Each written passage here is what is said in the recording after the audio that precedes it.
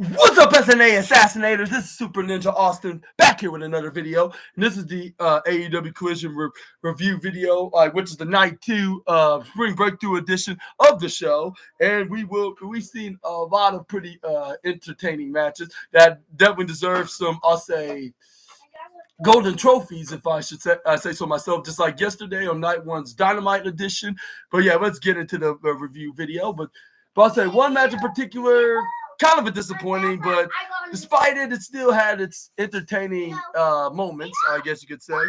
And then we also got a new champion out of the 2 championship matches. One was for the for AEW's mid-card champion, which was the TNT championship. The other one was for the Ring of Honor Television Championship, which it was something that came out of the blue, but we already knew that Adam Cole, baby, was gonna be doing an open challenge. Oh, yeah. Okay, no problem. Mommy. But yeah, this is where we got Nigel McGuinness then start announcing, along with what's his name, Antonio Schiavone, what happened last night on the night 1 edition of Spring Breakthrough on the Dynamite show, I made a review onto that back a day ago. Make sure to check it out. It was a really great event, from start to finish, of course, literally, and all the above. But yeah, and also we also got some couple of segments of seeing like a team like trying to bounce back from their devastating title loss, and a couple other exciting matches and segments that come along with the way. But we do have our occasional and traditional squash matches along the way, which is courtesy of Megan Bain, and much more that we're going to be talking about here. But before we start, I want to tell you, please make sure to subscribe, click on the notification bell, like this video, and share this video as well. And also, subscribe on my other channel at SNA Entertainment. Link is in the description box below, which I made a wrestling and movie news video earlier, which it was on the other channel, like I just said, which it was for the wildest and intriguing from the Wired and the Empire Online articles.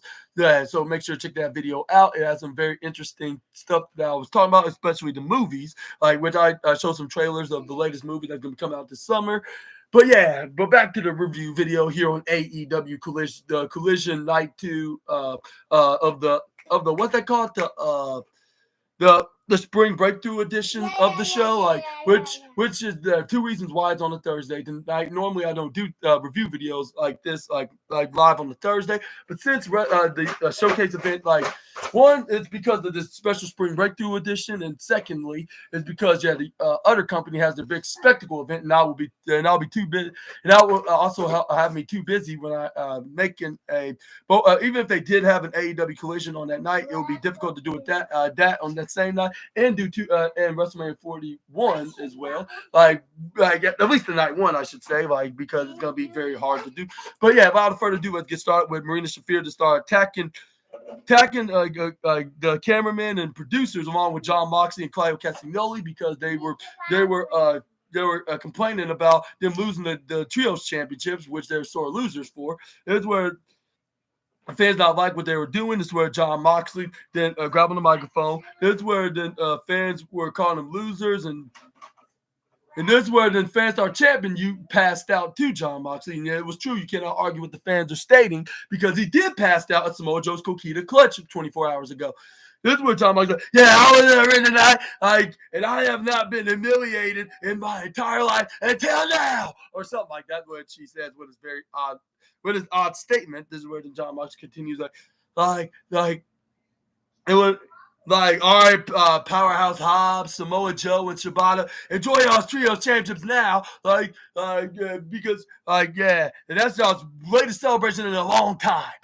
Because it feels like any other night, I would be still be helping my boys carry the trios belts, for a favor for our other boy Pac. Which, I kind of figured that they were that was the plan for them to drop the belts, because the rule, they don't want no substitute trios belts, which that's very a little strange, but I'm not going to argue with the rules that came from Anthony Khan because he's a wrestling genius, just like the creator and the other company. I don't understand what's wrong with these fans. I see what they're talking about. Like they're just these so-called critics, like that thinks that their opinions matter when reality it really doesn't with that negative complaining.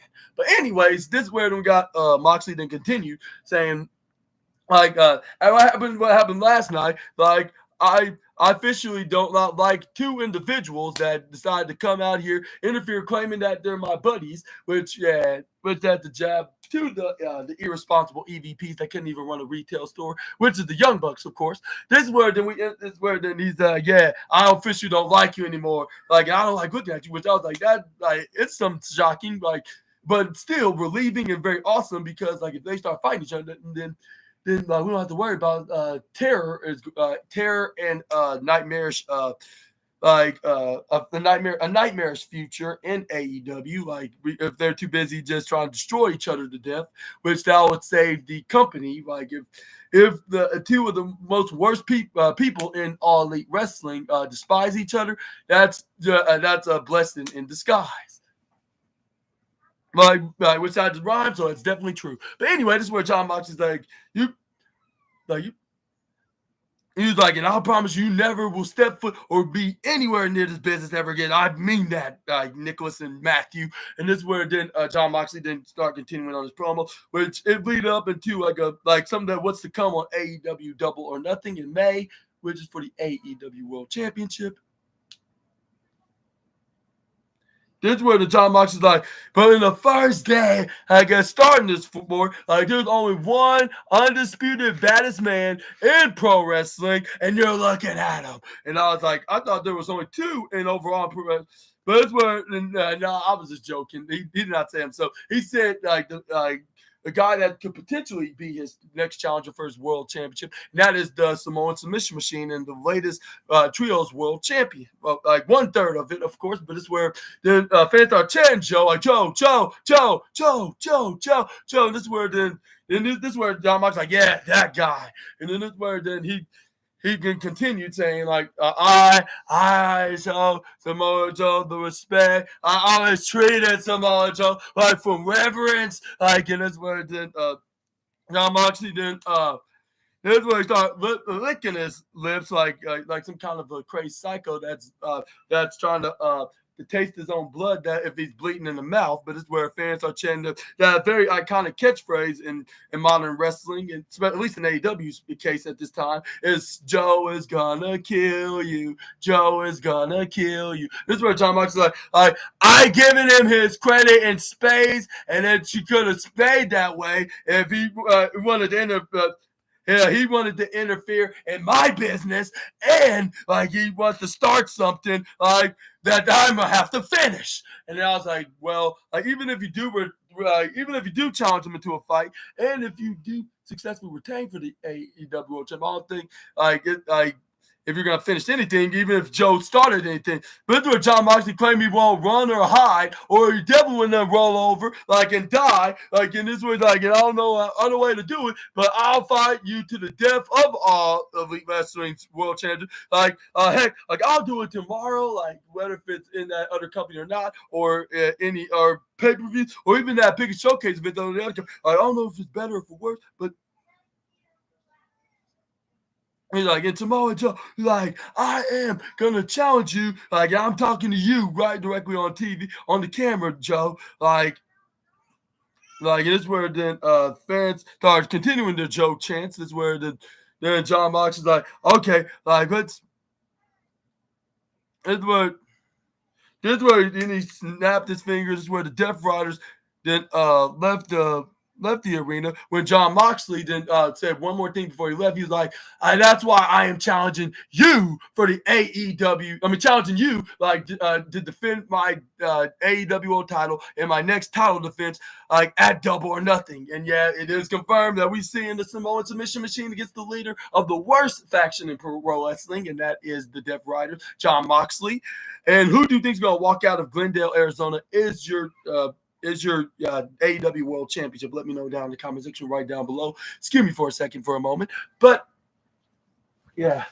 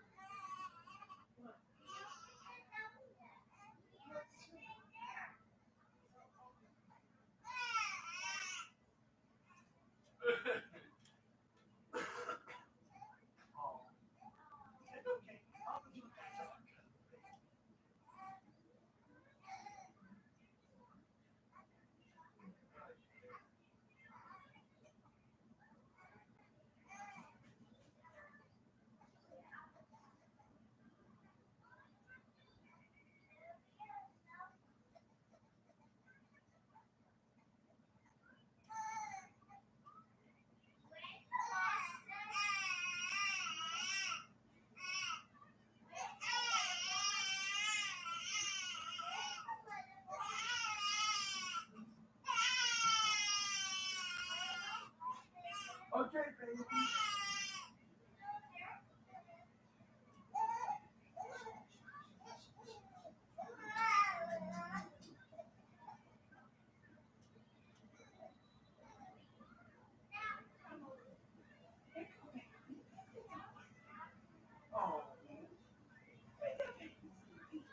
hey, we have a sleepy baby.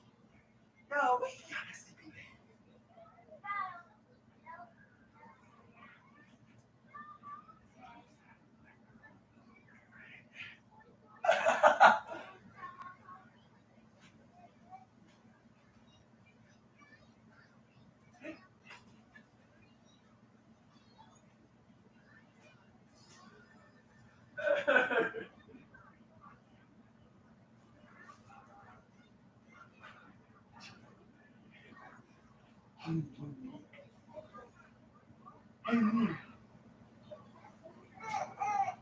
Hey, Miri, you got any chili back?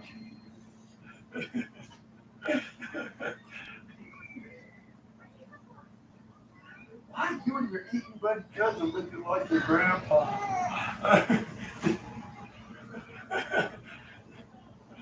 Oh, watch the wobble from Paw Patrol. Wobble on the devil.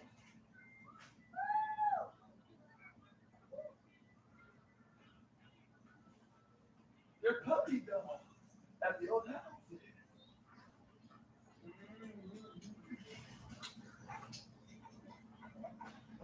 Oh, we're on Wobble on the devil.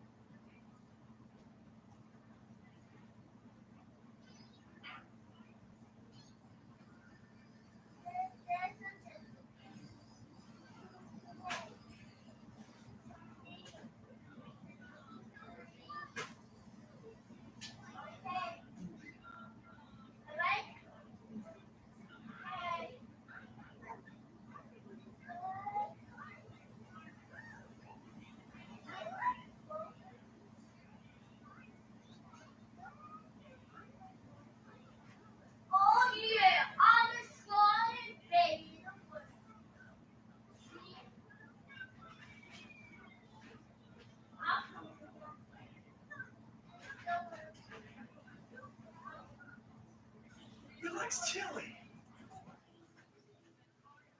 You can't fool me. You're SpongeBob, and I guy who likes the chili. You can't fool me. You're something as often and the guy who likes the chili back.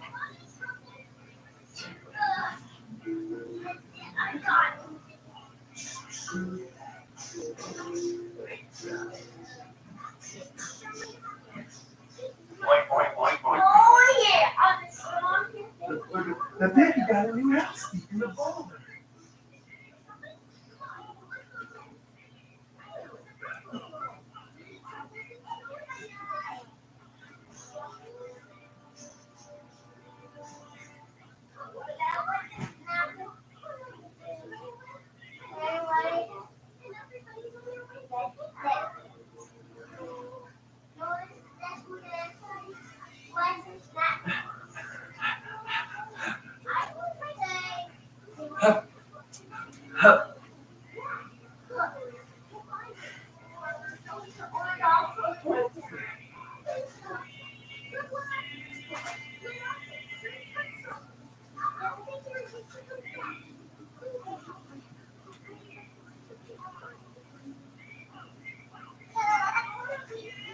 It's okay.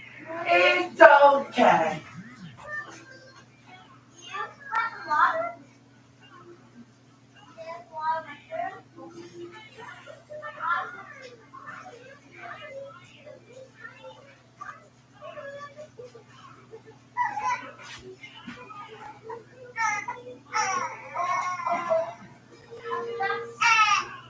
Okay, baby.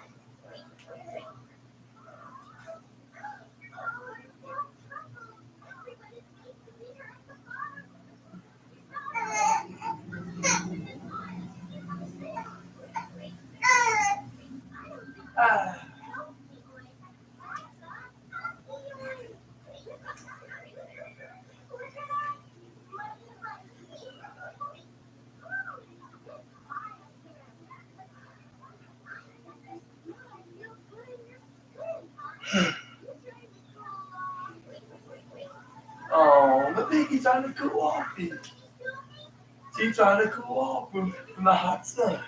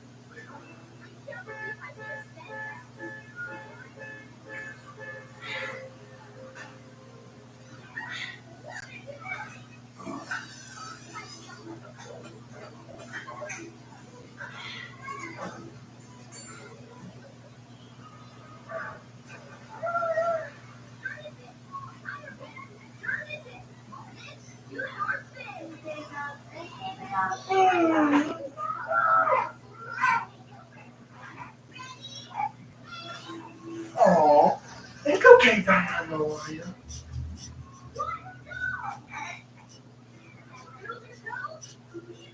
You're a smarty pants.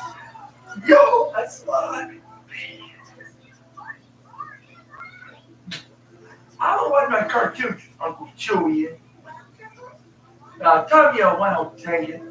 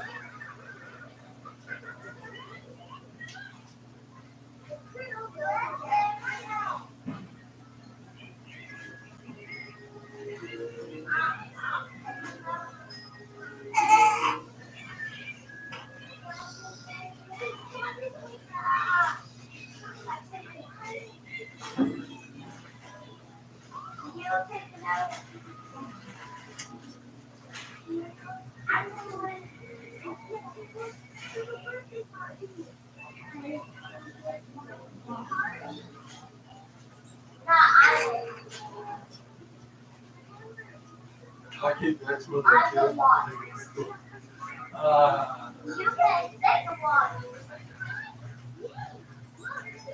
You can't kill, but it's where people come.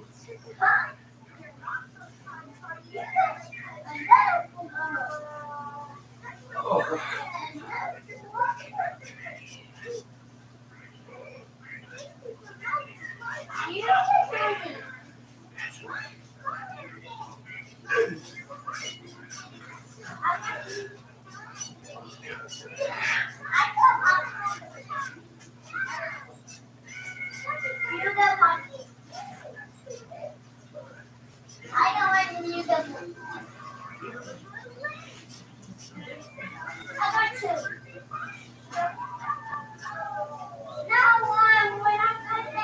Oh, look at that cute little baby.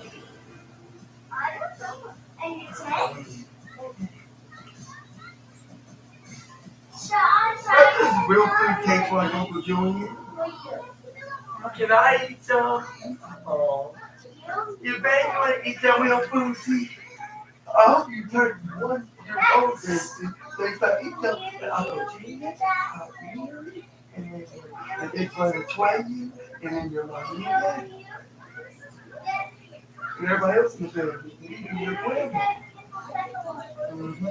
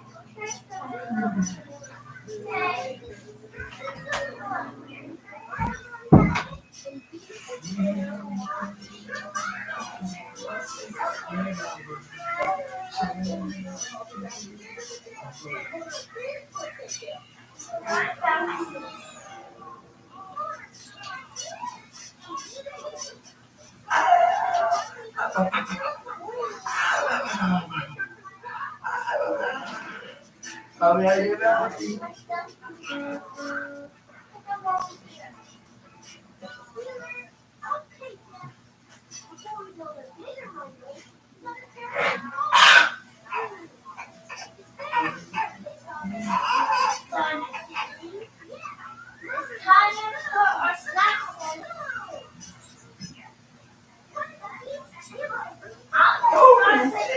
Walking. Uncle Billy walking, baby. Oh, baby step.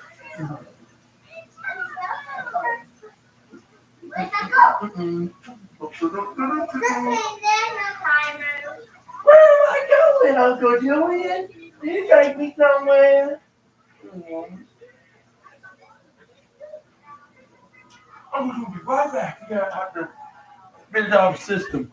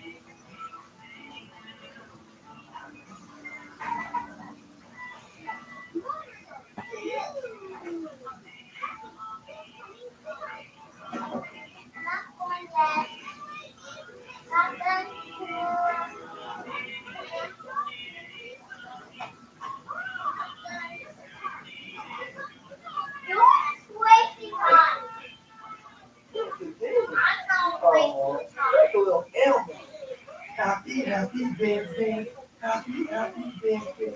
When you were something, you did a happy birthday.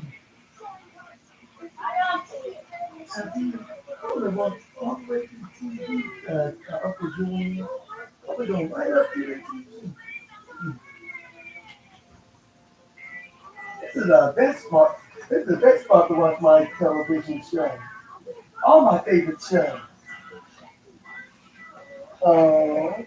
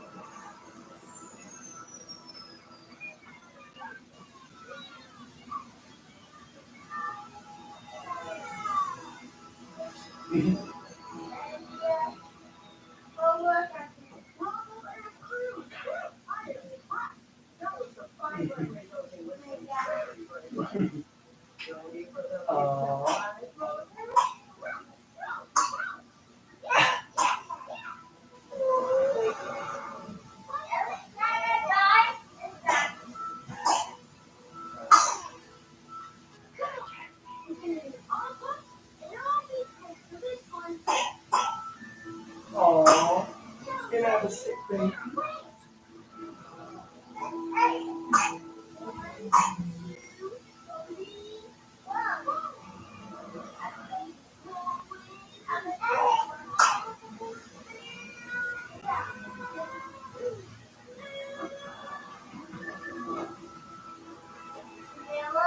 I want to get closer. I want to get closer. I want to be like the puppy. Oh, that baby.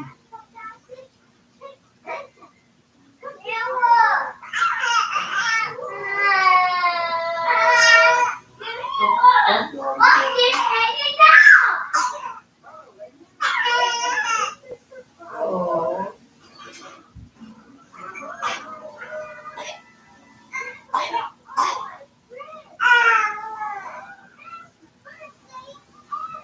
Zachary. Zachary. Babies are better than Zachary.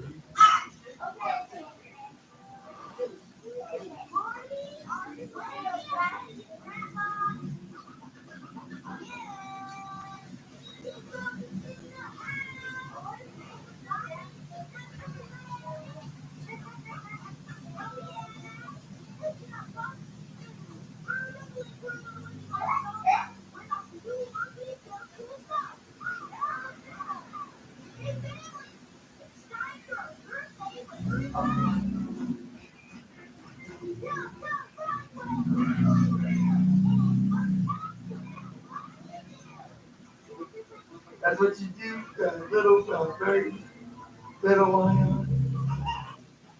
Now, wait me alone what we're doing. You stop it. Let's stop it. I get I'm cute, but don't go overboard now.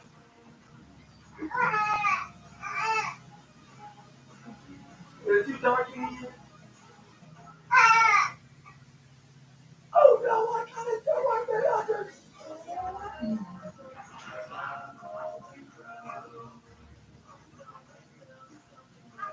Oh, honey, that looks.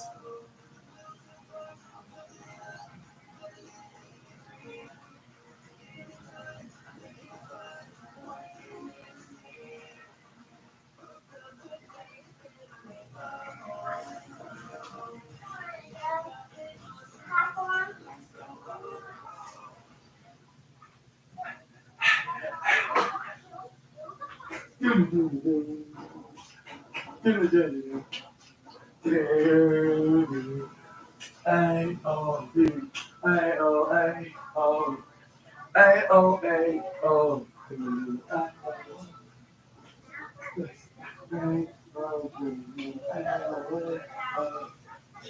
O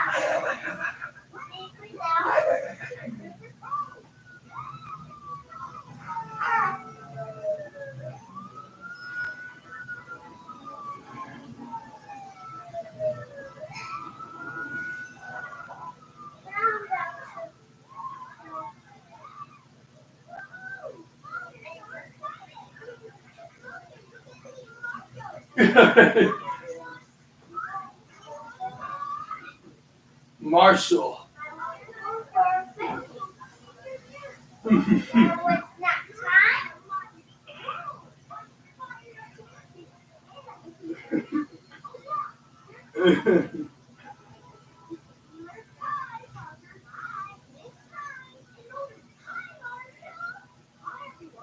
Marshall.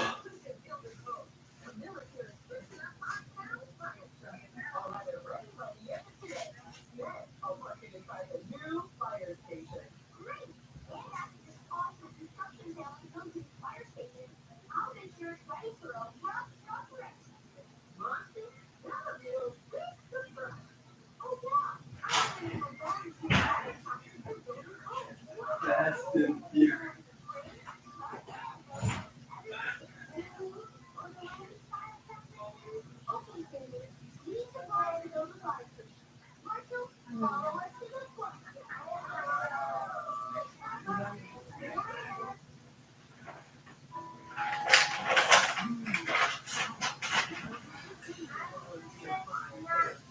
It's so ugly. No, they don't have a lot.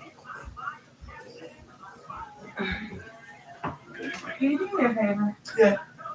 Can you get that last bag out of the car? Yeah, sure. Okay. Yeah. Thank you. You're welcome. The bags. All right, no problem. Oh, you're chunky.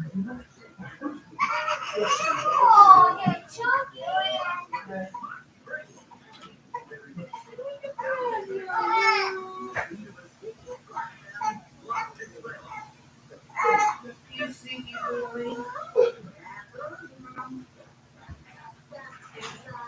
Which one do you like to run?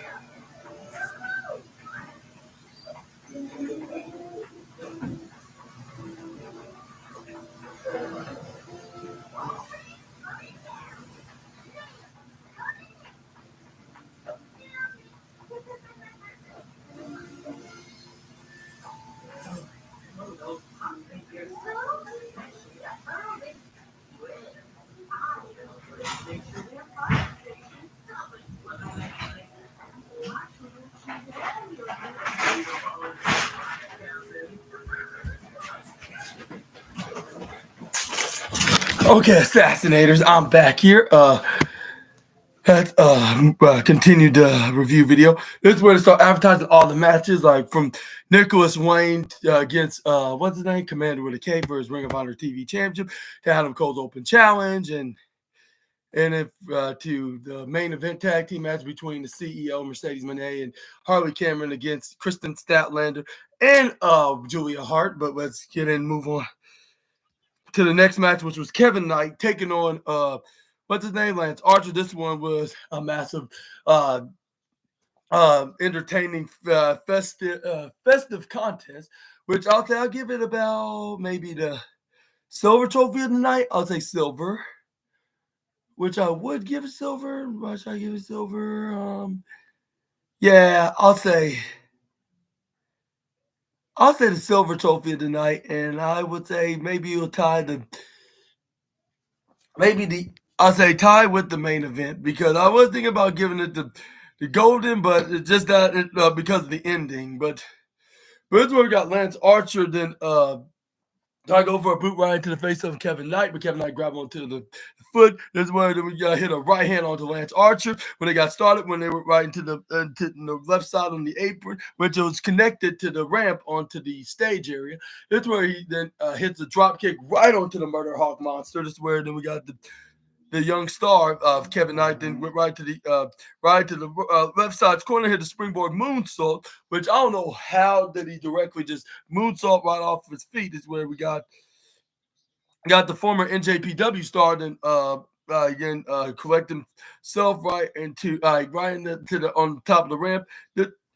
This is where we got in what's name Antonio Schiavone then start naming down the resumes of Kevin Knight, including him like in his time in New Japan Pro Wrestling, saying that he's a 2-time IWGP Junior Tag Team Champion, which that's something to celebrate. Like even if it's not as much as like a tag team champion, even though it's not like much of an achievement from any other top star that just came from New Japan that's in AEW right now, but still was good enough of an achievement of being a recognized individual.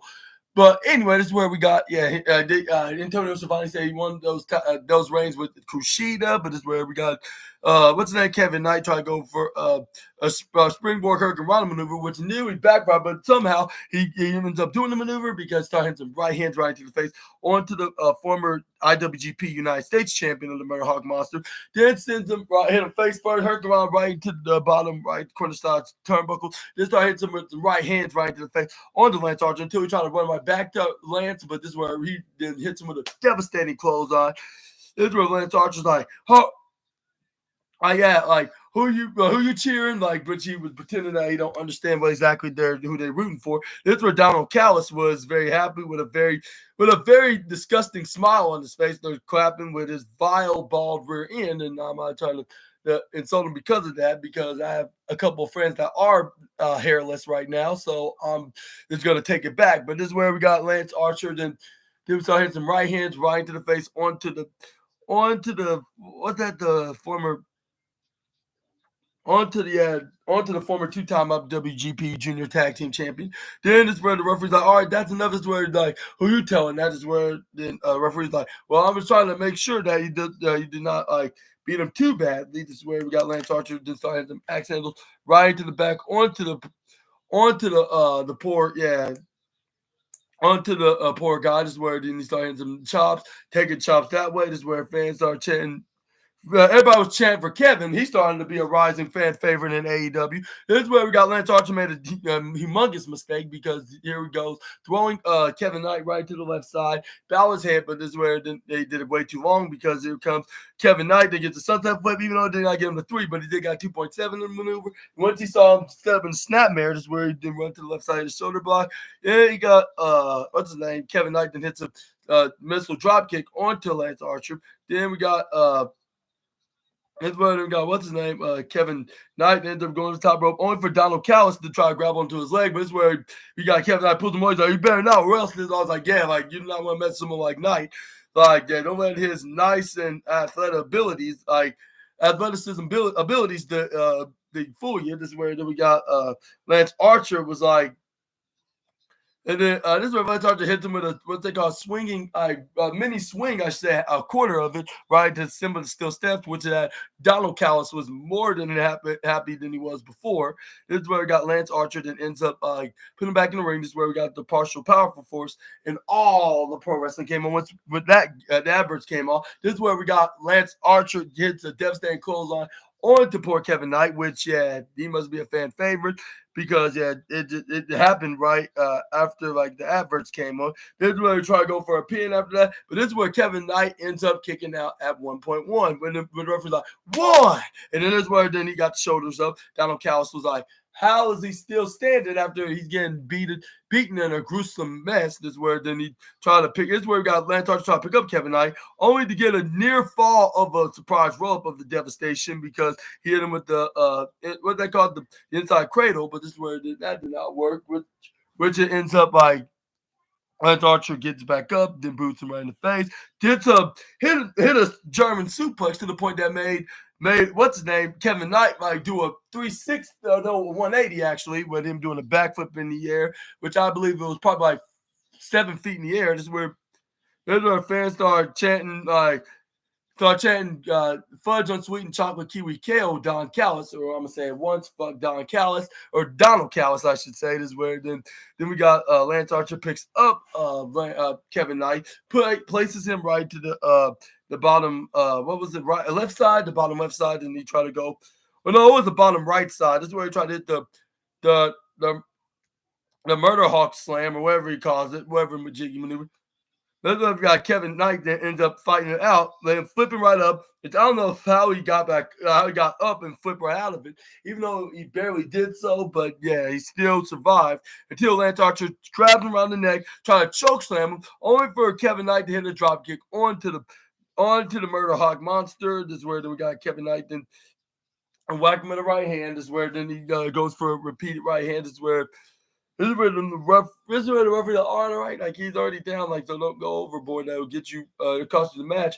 But it's where Lance Archer that ends up sends him right to the upper left side, try to splash on him, but only for Kevin Knight to dodge out of the way. This is where we got Kevin Knight then goes for a springboard, and then go for a crossbody, only for Lance Archer dodges out of the way. This is where he boots Knight when he was coming from the into the upper left side, but he gets stomped until he was on the mat. And this is where we got Lance Archer thought we go for an avalanche like choke slam, like when he got him right up on the top with him. This is where we got the referee was like, get your hands off his hair. Like that's illegal in a disqualification contest. This is where then he tried to go for the choke slam, only for Kevin Knight to start going elbowing him off of this avalanche maneuver. But this is where he ends up getting pushed right off the top rope. He got what's his name? Kevin Knight hits a sliding hurricane right onto Lance Archer onto the middle ropes. This is where he goes for a rolling flip into a frog splash right onto what's his name on the Lance Archer. This is where he tried to go for a pin, only to get a 2 point. What was it? 2, yeah. This is where then we got what's his name? This is where then we got what's his name?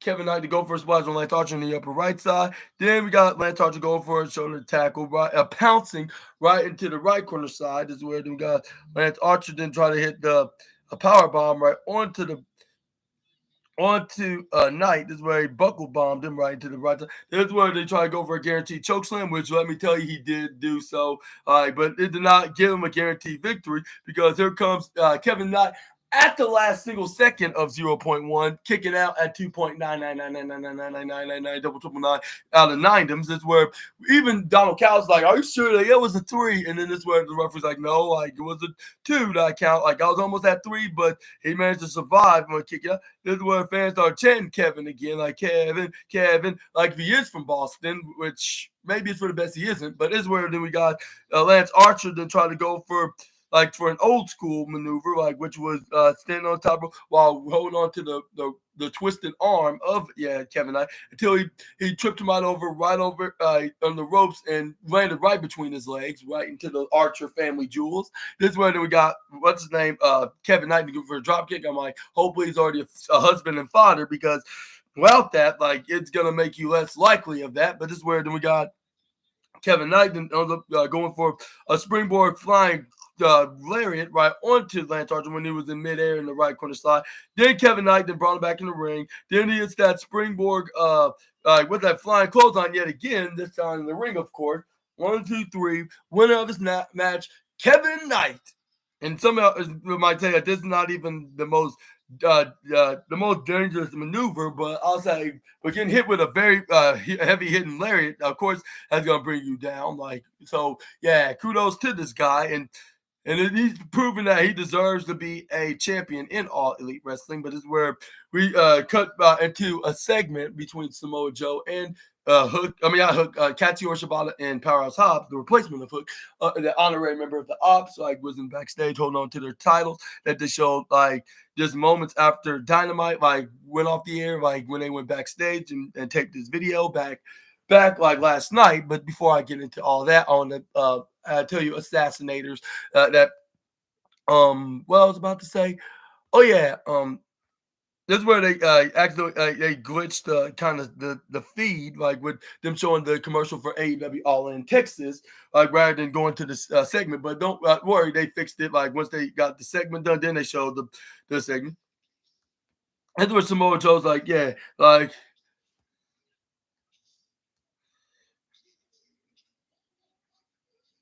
That's where Samoa Joe just start comparing the Death Riders as the hyenas, saying they think they're the most deafening and the most dangerous animals in the jungle, but they're wrong. And this is where And this where then he's like, and the Death Riders finally knew that was not the case. And then this is where he then continues there. You see, we are the ops. Like and this was like, if we're not a movement, you're not an understanding between two gentlemen. Like, no, like we are the men who only need an opportunity, like and an excuse to commit violence. Like we are men, like just like me. He was like, we're men like Shibata. We are men just like me, like myself. And we are men like Hook, but Death Rider, like you are, like we are all men. Like, and not to mention, like our latest member and honorary at that, like that won the title, and that is Willie Hobbs. Am I right? And he was like, and the ops, like we are your AEW Dream Trios champions. And he was like, and we are coming for so much more than just this. And then, I would like to imagine, like, see what else they're coming from. Like, not only just from the Death Riders, but in AEW in general. But do you think they're going to collect more gold in their now current collection? Let me know down in the comment section right down below. But let's move on to the next slide. We got coming up, which the next slide was. This is where we got a face-to-face interview between Kristen Statlander and Jamie Hayter with the unmarkable Renee Paquette. Interviewing them. This is where she's like, this is the first time in singles actions against each other, and then whoever wins this match, you're gonna go. This is for a shot at the Owen Hart Cup tournament. The go into the finals against the CEO Mercedes Moné because she qualified yesterday when she defeated Athena. And I hate to say it, but it seems like everything's gonna be out of favor, like with the CEO, if that instigating hypocrite gets involved in that match. But that's a different video for a different day. But this is where we got this is where Kristen Statlander interrupted, but she's always been this rude person for the last couple of years these days. This was like, enough of that talk about Mercedes, but that's very rude. Like, how could you dare talk like that to the CEO?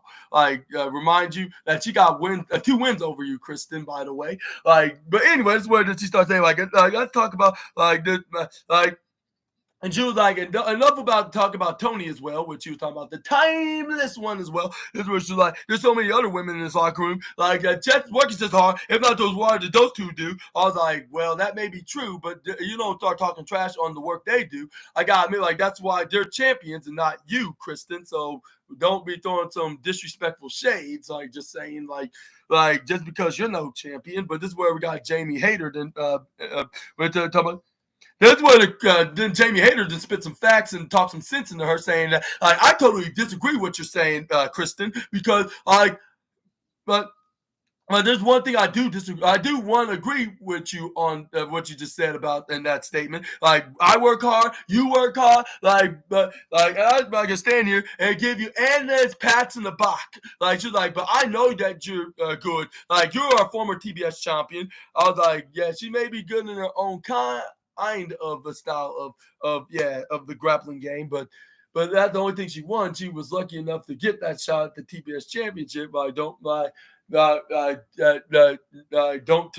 to remind you, like, of course, like that's the only belt that you ever won in AEW, and maybe only the fewest that you won in your whole wrestling career, Kristen. So enough of the trash talk, and only worry about you trying to make it to become a number 1 contender for the Women's World Championship.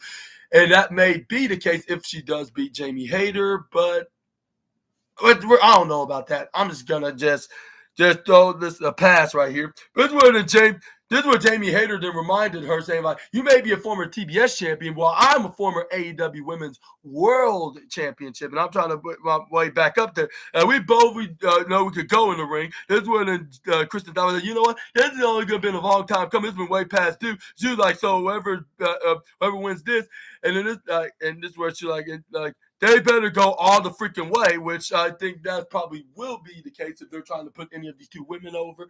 But I'm not so keen if that's going to be happening, right? Which you all know about my preferential opinions and my predictions on what's going to be happening at AEW All In, which half of it may happen while the other half may not. well, I hate to say that to myself, like, which I do not want to insult anything that SNA has to say about like what it thinks, like what's going to be happening in the foreseeable future in All Elite Wrestling. But this is where then this is where then this is where then this is where then Jamie Hayter hilariously said, like, okay, so that's the day, mate. And this is where then she gets a, so I'll say she's gonna be, and this is where this is where they ended the segment. And who do you think's gonna win next Wednesday? To face the CEO in Double or Nothing in the finals for the Owen Hart Cup tournament, and to get a shot at the timeless Tony Storm's belt.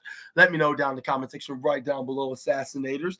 But this is where then we got Antonio Schiavone. I got a letter from Uncle Dax and Uncle Cash of the FTR. Well, I shouldn't be calling them Uncle no more because, that what they did to Cope that has hope. This was like, okay, dear Tony and Nigel, this is where they got worse because he called Antonio Tony. And you should not call Antonio Tony. You call him his full actual name, not a shortening name, just to sound cool when it's not working.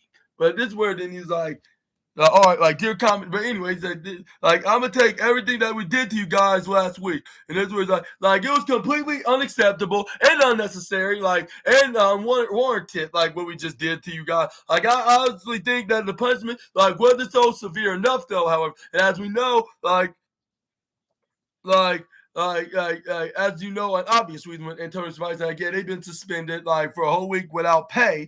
This is where it was like Tony, I'm never going through for that power drive with you, which that was a complete lie because they were just an inch away if it wasn't for Nigel McGuinness, which I give him credit for that because he was standing up to a fellow commentator, which I'll say give kudos to that guy, like for stepping up, like for what's right. But anyway, this is where them guy Antonio Schiavone, they continue on the promo, saying like, you said some things about my daughter that I will not hold against you, but at the heat of that moment, like I thought I was justified when to scare you a little bit for trying to talk sugar honey iced tea about me. And he was like, and then he writes that I love you, Tony, despite and what they did. This is where the fans like he's a dog face lie because why else he would do something that was so cruel and so humiliating, like to the point that it would that nearly cost like Antonio his not only his career as a commentator but also his life in general. But this is where then Antonio Schiavone they continue like, and Nigel and that's where then he's like, and as for you, Nigel, that's what they said on this letter, like that they handwritten and sent to Antonio. This is like, we do not want to make this personal for any of the three of us. Between I know your body and Nigel, Nigel, like your body and your mindset is very fragile, which that kind of rhymes with his rhymes his name. I'm sure you're thinking of anything about the motions you were, even though you probably knew there is no way that you could ever beat us up. LOL. And this way he looked directly at Nigel. He's like, of course, like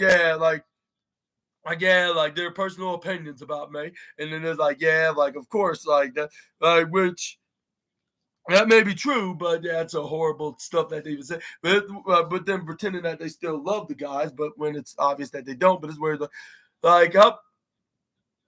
he's like, and we thank you with professional, more productive love, and love Uncle Dax and Cash. And then this is where and he looked right at the referee. This is where Nigel was like, look at Nigel. This is where he's like, well, like I guess apology accepted, which I'm not sure if he's serious. This is where he told you about really. Are you gonna say that regardless? This is where the Nigel McGuinness pointed out that he is being sarcastic, which I hope that is the case, and hopefully he's not pretending to be sarcastic only to make Antonio Schiavone feel better. But anyways, this is where then Antonio then and then he then pointed out who's the newest member of the Donald Cow's family, which it was none other than the debuting what's his name Alexander. What's his name Josh Alexander, and this is why I was shouting, Joshua Alexander, why? You can do anything here in AEW, but why did he decide to listen to the brainwashing manipulator himself, Nigel McGinn? I mean, not Nigel McGinn, I mean Donald Callis, a guy that you never trust. Like, this is where he started chuckling, like everybody in the family are all together now, which we saw like Joshua Alexander then ends up then ends up coming into the ring, then getting ready to team with Konosuke Takeshita, which they came out separately because as solo guys and them find a tag team match, they think they should go at it like one at a time. But this is where we got Asuka, Rocky Romero, and the Pitbull Tomohiro Ishii, which I did not expected what's to come next, but. But seems like we saw the end of, I guess you could say, the conglomeration. And this was just a filler match, just to add probably some entertaining fans that add some little bit entertaining for like the mid card scene. Even though it seems like something like from Dynamite or Collision exclusive, this is where we got Tomohiro Ishii to start ducking out clotheslines, trying some shoulder tackles. This is where he tried to go for back to belly maneuver, only for Konosuke Takeshita to try to go for back elbow. He ducks out of it. That's where then we got Tomohiro Ishii then hits him with a right shoulder block.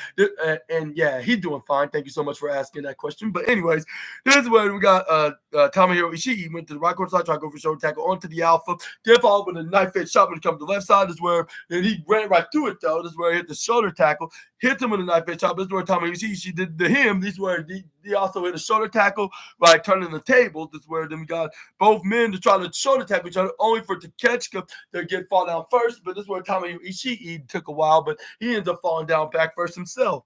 This is where then both Asuka, Rocky Romero, and Joshua Alexander, I should call him, then start stunningly looking like this is not really happening. Like how they knock each other over. This is where then the two Japanese stars then ends up tagging their respective partners, which we got Takeshita tagging in Alexander and Ishii then tagged in Asuka Romero.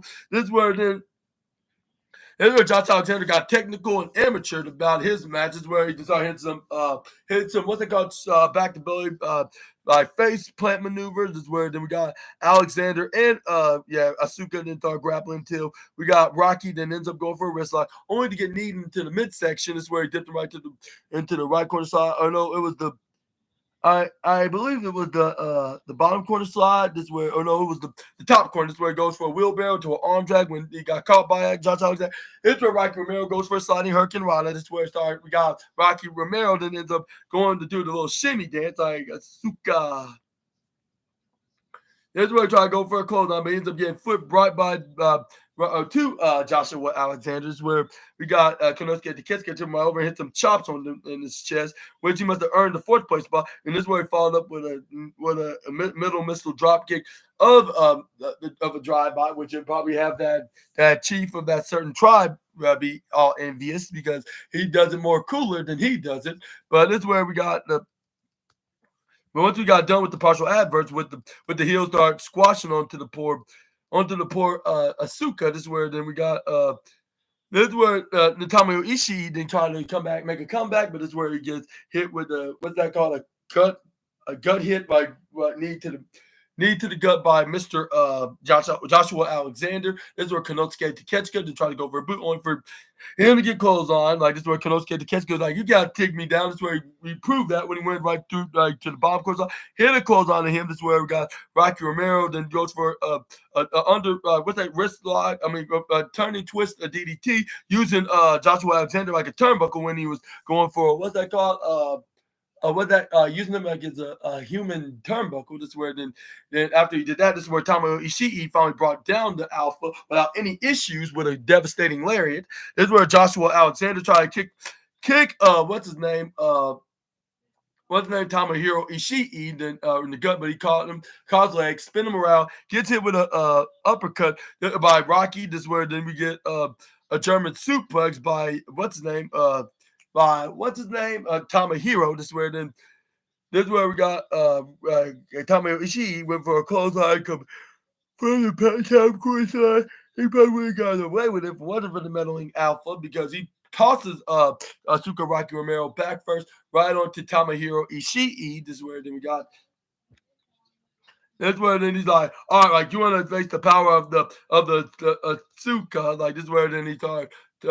This is where then Tomohiro Ishii was arguing with Rocky Romero, like saying like, why you didn't block him hard enough? This is where he's like, I'm trying, but before they can even continue to the escalate in the worst way it can possible. This is where then we got Konosuke Takeshita pushes Tomohiro right into what's his name? Rocky Romero was it? Or no, it was Rocky Romero throwing him to Tomohiro Ishii. This is where then we got what's his name took over. What's his name? Joshua Alexander picked him up right in the shoulder, hits him with a spin around power bomb, looks similar to a Blue Thunder bomb. This is where we got this is where Konosuke Takeshita was taking care of what's his name of Rocky Romero. This is where then we got but he still kicked out 2.999999. The stone faced Pitbull did. This is where then we finally got Rocky Romero then counter out of the grasp of the Alpha Konosuke Takeshita, sends him right to the bottom corner. This is where he tried to go for the stop Joshua Alexander with what's his name what's his name Tomohiro Ishii. This is where then we got Konosuke Takeshita that ends up getting into the match. Like as soon as Tomohiro Ishii finally made it up into the top corner slide, but this is where we got Rocky Romero hit the springboard crossbody, which looked like they're about to make a comeback and win this, but it's where Konosuke tried to go for clothesline, only for the him going over the top rope, which I thought that this was going to be a sign that we were going to see the faces going to be winning.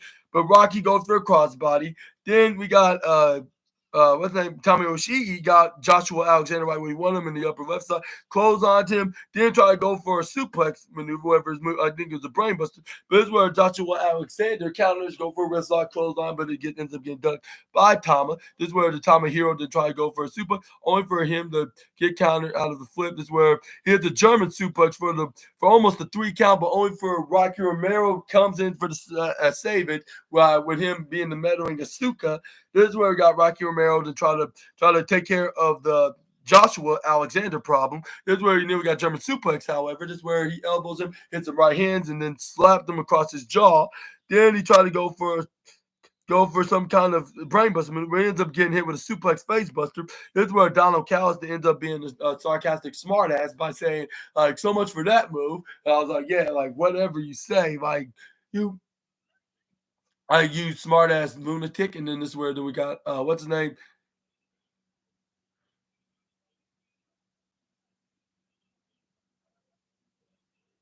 This is where we got Rocky Romero try to go over power around, push him down. But this is where we got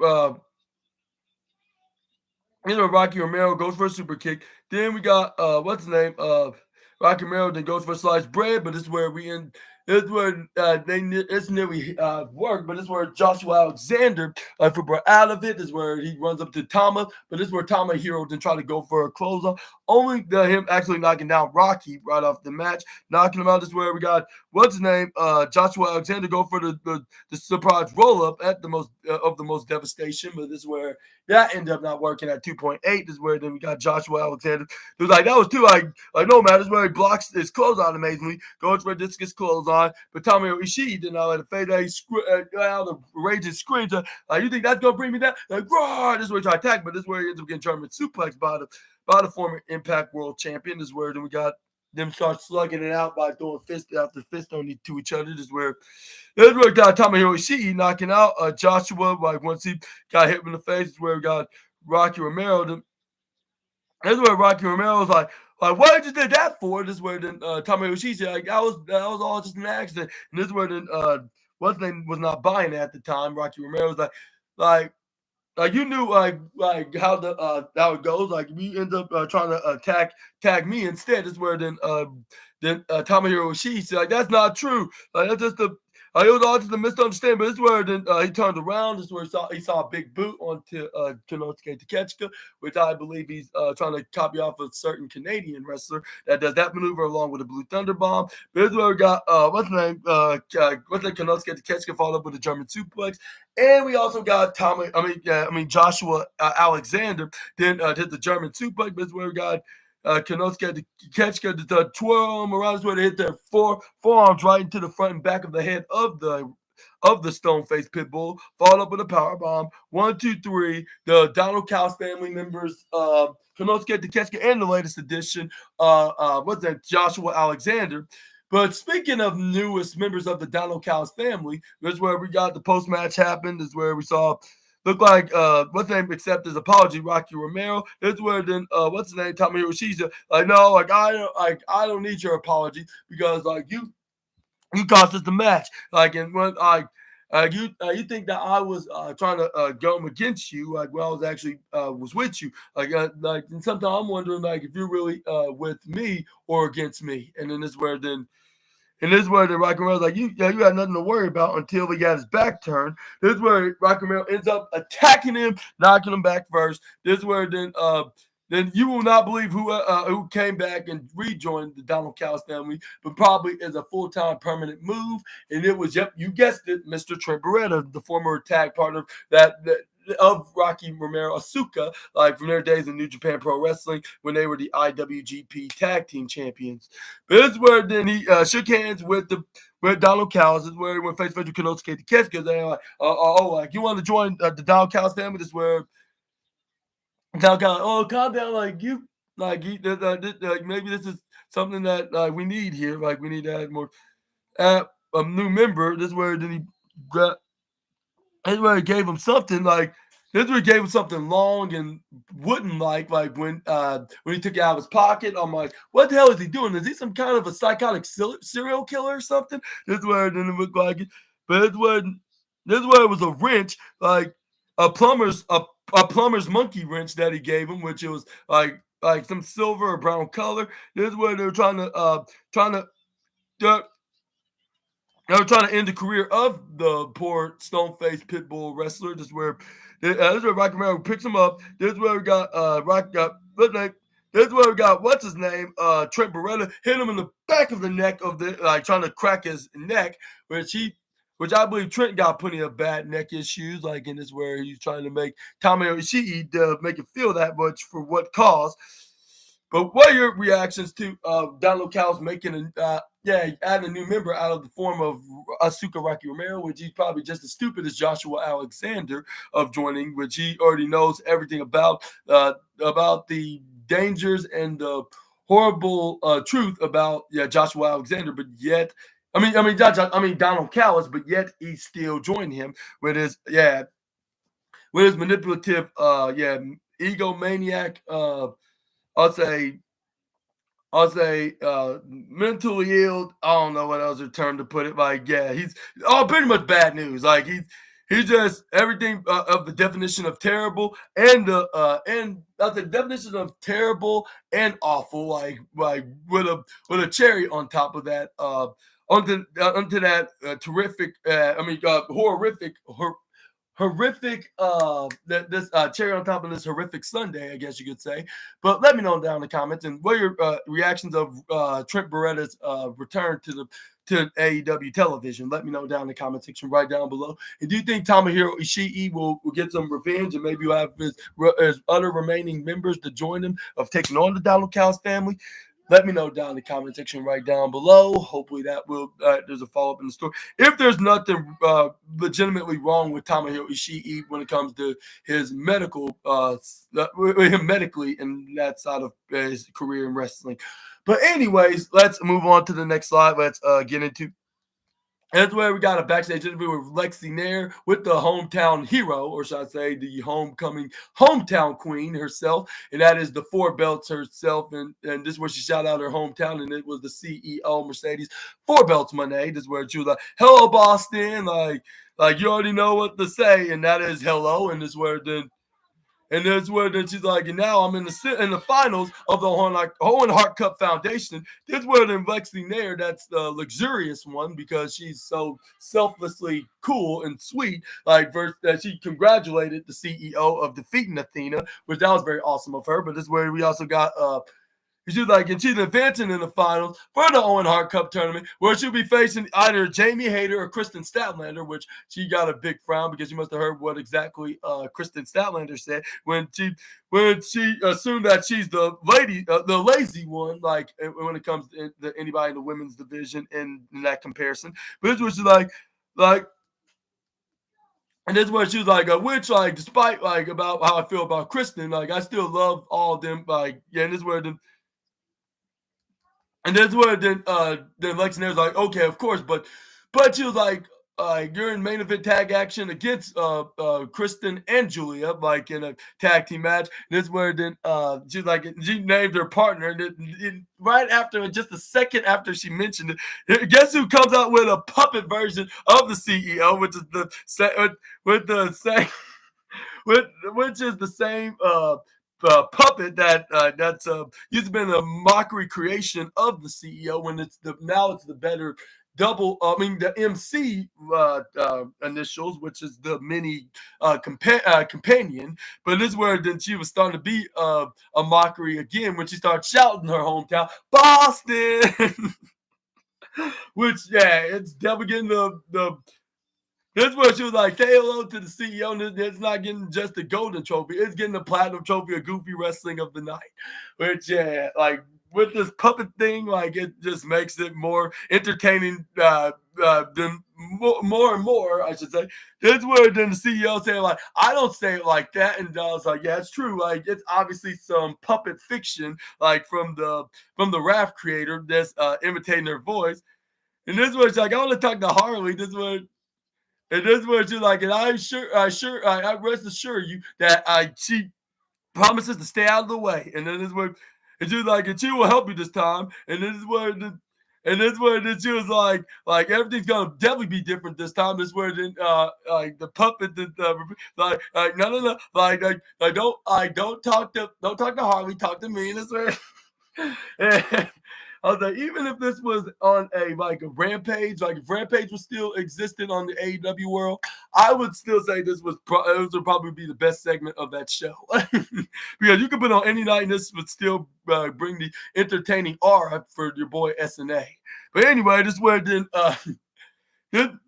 that's what she was like. Like, first of all, I'm not talking to you, Minnie Monet. I'm talking to you, Harley. Like, and second of all, you better stay out my way, and please don't be a loser tonight. And then this is where she was like, and this is where she was like, why are you so sad, Harley? Which, yeah, you could.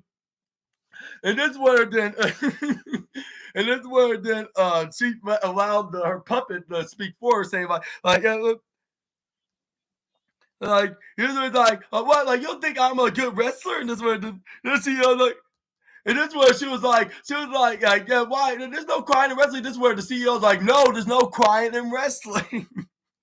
And this is and this is where she shouted her the puppet's name, which is Minnie Monet, by the way. This is where she's like, what am I even talking to a puppet for when it's being controlled by my tag team partner? Like, this is where she's like never mind. Like, this is where the hardcore like, yeah, it'll be the Monet Raft train, which that's a good ring to it, which I even put down on my caption. Like, yeah. Which I was like, are we finally gonna see the Monet Raft train have their moment, which I'm gonna get into that in just a moment, which I'm not sure if I should want to talk about that, but anyway, but this is where then she started saying like let's go Monet Raft train, which Harley Cameron was saying, which she continued this comedic version of herself, like or comedic side of herself, let me rephrase that, because she's already the comedic version of herself. But this is where then the CEO's like, please don't keep saying that, which I don't know what to say about that, but it does have a good ring to it, given that she's all about the Rav and the CEO's all about the Monet, of course. So why not to call that into this hybrid? But this is where, yeah, that's where Harvey Cameron then had the mini Monet puppet saying like, yeah, and then this is where then. And then this is where she was like, see you in the ring to the fans like that was watching at home on TV, which this puppet had me dying. Like, yeah, this is forever to get the platinum trophy of Goofy Wrestling of the Night. Any podcast, even if it's on the other company that the CEO used to wrestle for, which we all know it's from Stanford, and let's just say it has, I'll say, double W's in it, and it's going to have their biggest showcase event of the year this weekend. But yeah, even if they had this on there with these two, I would definitely be doing the same thing with them onto that company as well. But anyways, moving on to the next slide, and let me know in the comments who you were predicting that who's going to win tonight between the CEO and the RAF creator against the Born Again Kristen and the female member of the Hounds of Hell. Like, yeah, let me know all about that in the comment section right down below. But let's get into the next. This is where we got Megan Bain that ends up fighting these two girls that in another handicap match. But this time, these must be some local girls on the Yeah, it is going to be a week from this Monday. Thank you for the reminder, which hopefully, we will be attending there, and we can see who is going to be the WWE champion by that time. And I just mentioned the other company's name. I apologize, Assassinators, for not making this realistic like of an AEW video. But I'm just so excited for the Monday night show is going to be in the best city of the United States. But anyway, this is where we got Megan Bain and the stacked up these two girls hit a double powerbomb until when she hit the third powerbomb into this one girl that was the legal woman, the power bombs her. This is where then Megan Bain and grabbed onto the other girl. This is where then she picked them up in stacks after the squashed them, hit the what's this F10 maneuver. Well, one at a time. One that was on the tippity top down, and then she did the same that was on the bottom, and stacked her on top of her, slammed her, went for the pin. 1, 2, 3, and the goddess of the Megasis get the win. Nothing too special, just some typical squash matches, just to make Megan Bain relevant, which I don't know how that making any wrestler relevant by having them in a squash match if it's not against somebody that's competition-like. But what are your thoughts on these squash matches? Do you think this is going to help her lead up into some type of success in AEW in some capacity? Let me know down in the comment section right now. But this is where she grab onto the barely life heads of these girls that look like twins, then picks them up. This is where we got Megan Bain and demanding them to bow down, and this is where I gave it probably the silver trophy of Goofy Wrestler of the night, because she made them bow down, and this is where she slams both of their heads. Yeah, that was so hilarious. But this is where we got and Anthony Bowens then was in a vignette up next. This is where he was starting to say I didn't easily got success like this when I got started in this business. And this but still I got here even though I take the most hardest long way out into this industry, and also is success happens for those that wait, getting for those who wait, but that's only if somebody is just desperate enough to get there, which he had to take plenty of drastic measures to get here. This is where he's like, my name is Anthony Bowens, and he is AEW's 5-tool player, which that's a gimmick that he used when he was like an enhancement guy back in his time 5 years ago in AEW, which he's finally going back to that, but it's like more likely a higher main event, higher mid-carder with version of that of the Anthony Bowens back 5 years ago. But it's where they show him training in the gym, and he's basically saying he's gonna get up to the tippity top, and he's gonna get an opportunity of being a main event in a mega stardom success, I guess you could say, more probably triple dozen times than his former tag partner could ever do. And this is where we got Adam Cole, baby, that ends up coming in the ring because you have an open challenge match, and you will not believe who exactly was. But luckily, Adam Cole did not fall from this open challenge. But anyways, let's before I get into that, Assassinators, I want to ask you this question: who do you think? What are your thoughts on to Anthony Bowens with this tool player gimmick? And do you think this is the right decision to make him into this character as a single star? Let me know down in the comment section right down below. Do you think this is going to lead him into an AEW World Championship run? Only time will tell.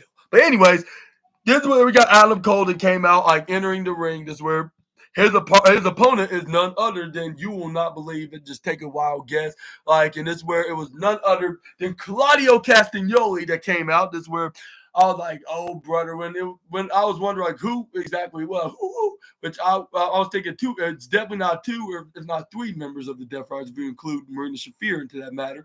But I'll say it's definitely not going to be Jon Moxley, and definitely not Pac, because given that he's injured right now. So it has to be one of the two guys that will voluntarily fight into a mid-card championship situation. And that's between Claudio Castagnoli and Willa Yuta. Well, I guess that was right because, Claudio was the one, of course. Yeah, this is where he started going up. But Adam Cole then smartly went right after him. So I hit him struck. I believe he was trying to beat the toxic water out of him, which hopefully that he was successful. But this is where Claudio picks up the reigning defending TNT champion, body slams him right into the middle of the ring. This is where Claudio was like, oh, that's not good enough for you. And then this is where then Claudio Castagnoli then ends up trying to do some more torturing maneuvers when he sent him right to the upper right side. This is where he boots him right in the face. He made him turn around, hit the swinging neck breaker. This is where then we got Adam Cole try to go for a pin, but only got a 1 even count.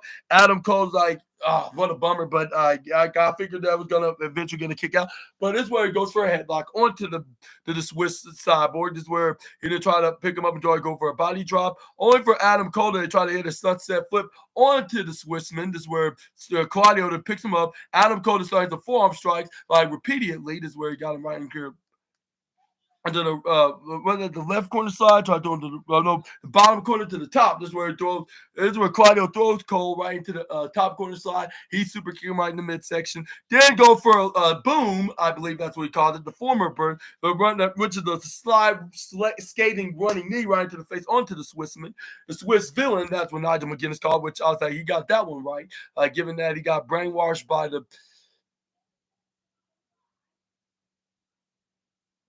I guess where Adam Cole ends up going for a super kick right directly into the face of Claudio Castagnoli. This is where we got this is where Claudio Castagnoli start going to the bottom side, start throwing a tantrum, and then start slapping the barricade, start complaining, start cursing. This is where Adam Cole go boot right into the face when he tried to go onto the apron.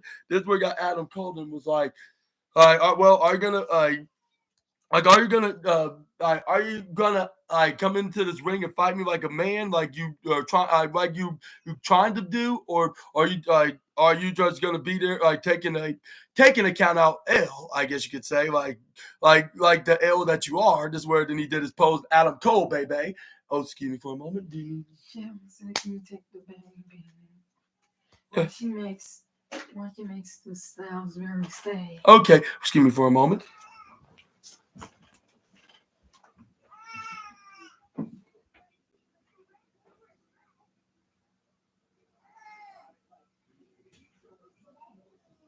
Oh, is baby on? Is the baby all right?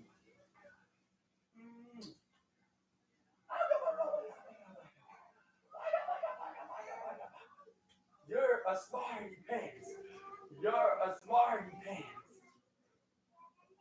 Like your grandma used to say to your big brother. You're a smarty baby birdie duckling pants.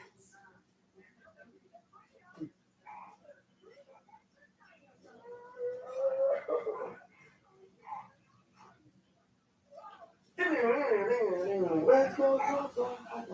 Get up, baby, to the sky. We don't get up and only but nothing. Wow. Everyone's family.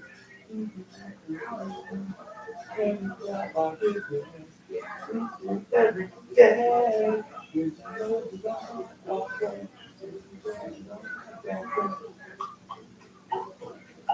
What you waiting for? It's a brand new day. What you waiting for?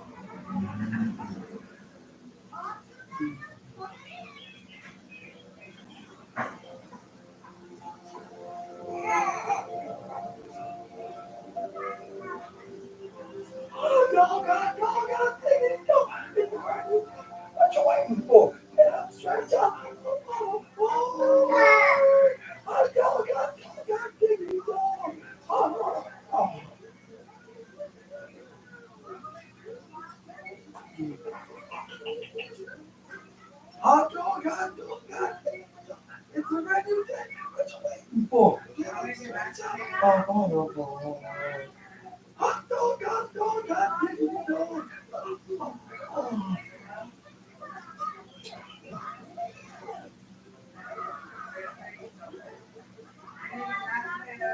And I got pretty much.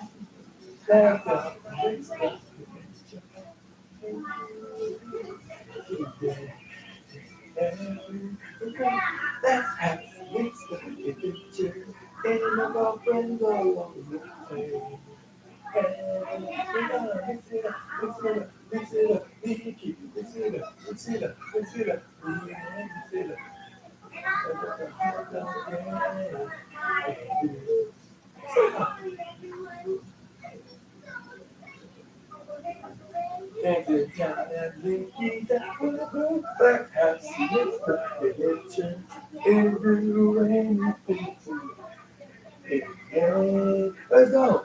Let's have some extra pictures and have our friends along the way. Hey, we're gonna mix it up, mix it up, mix it up, make it, mix it up, mix it up, mix it up, yeah, mix it up, mix it up. It's such a hot dog day. Mix it up.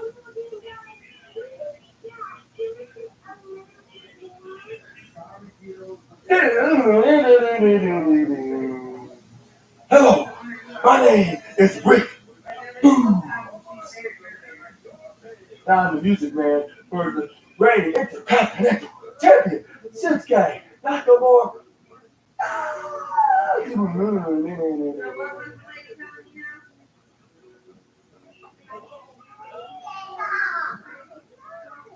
Hot dog, hot dog, hot dog. It's a brand new day. What you waiting for? Hot dog, hot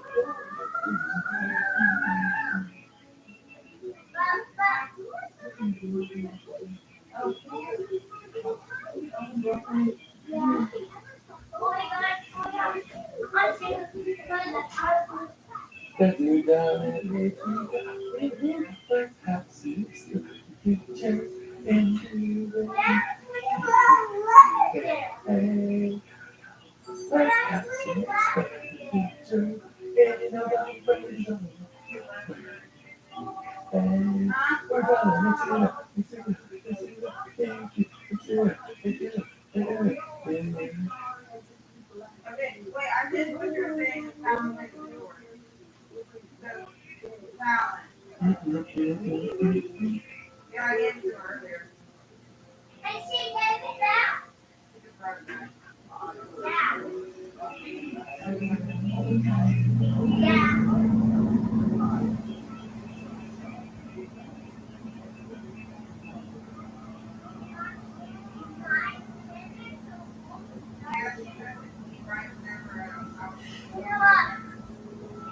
My dinner's almost done.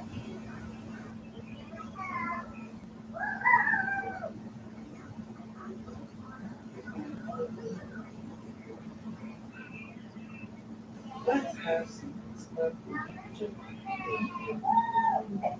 Yeah, I gave it to her.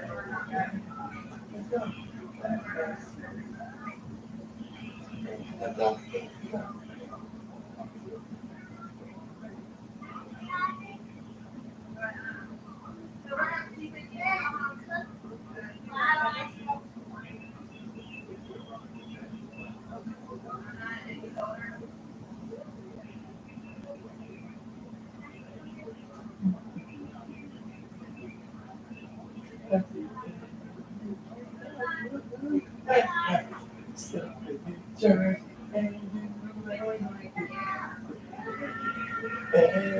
Let's go. Let's have some mixed up pictures and have our friends along. Hey, we're gonna mix it up, mix it up, mix it up, make it, mix it up, mix it up, mix it up, mix it up.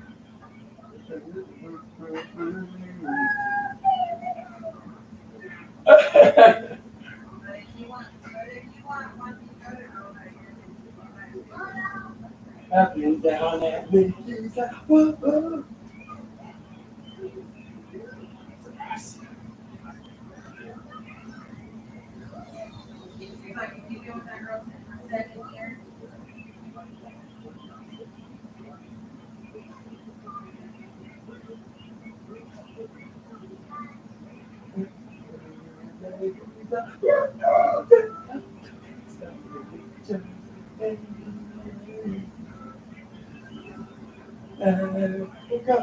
That ass makes the picture, and about friends along the way.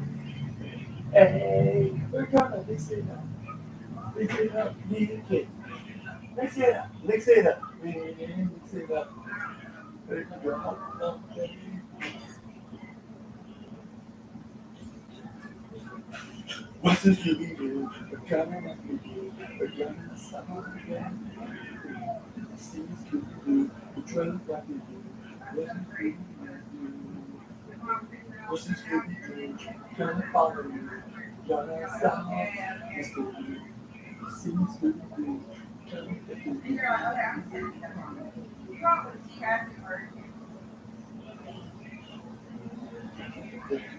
You might find that you're good. It's really snacks. Really waiting for you. But this could be good.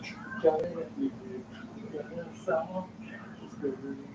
This could be good. The train back at you. What's this you do? La la la la. La la la. La la la la.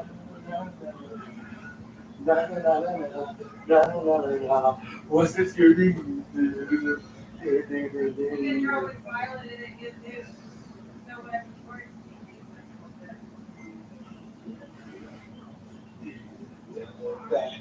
You might find a go do. Skippy snacks will be waiting for you. Every other day I'll post it, you like, sorry. You're like, I don't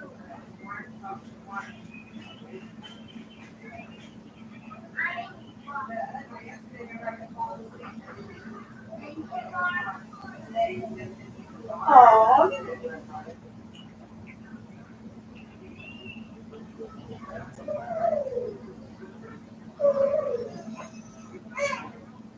Oh,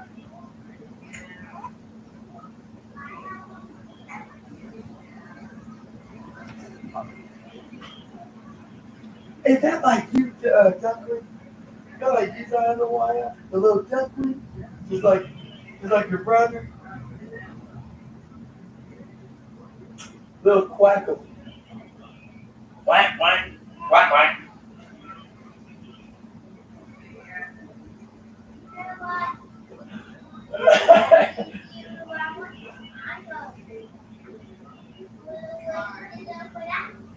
Oh.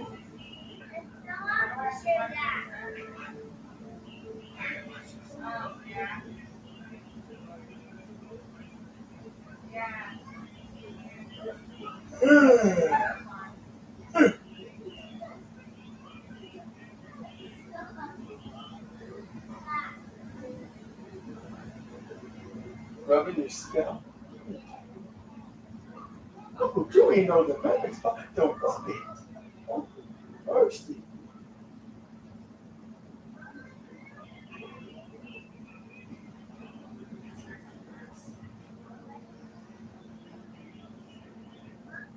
I'm going to the circle.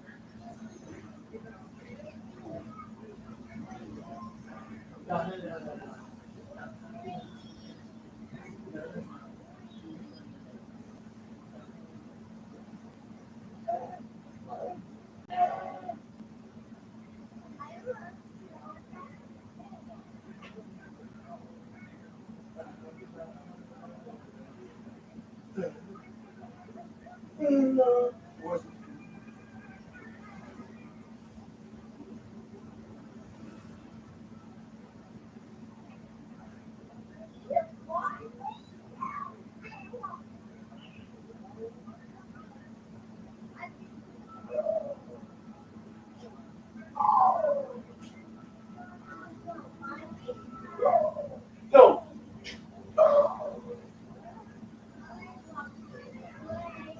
That's big cheeks.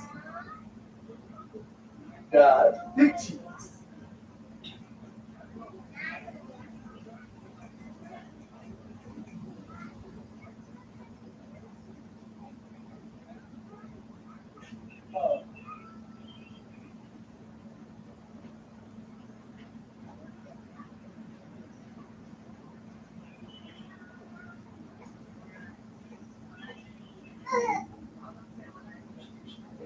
okay. It's okay. You know what? This is the perfect spot to watch your favorite show, Paw Patrol or Rubble on the Duck. Yeah. You know what? It's Rubble on the Double. It's cute like little Zion the Wire. Oh, you got one big, strong head.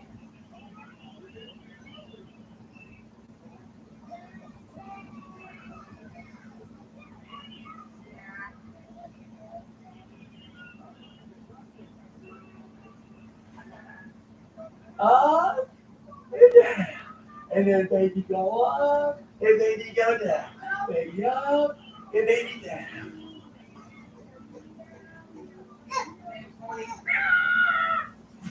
And up, down.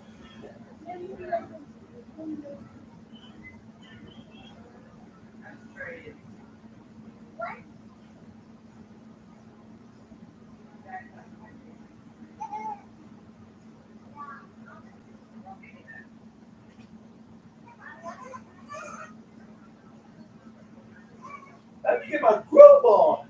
Come on, Uncle Joey. You know better than that. And to make baby Dion happy. Come on, let me get my jam on.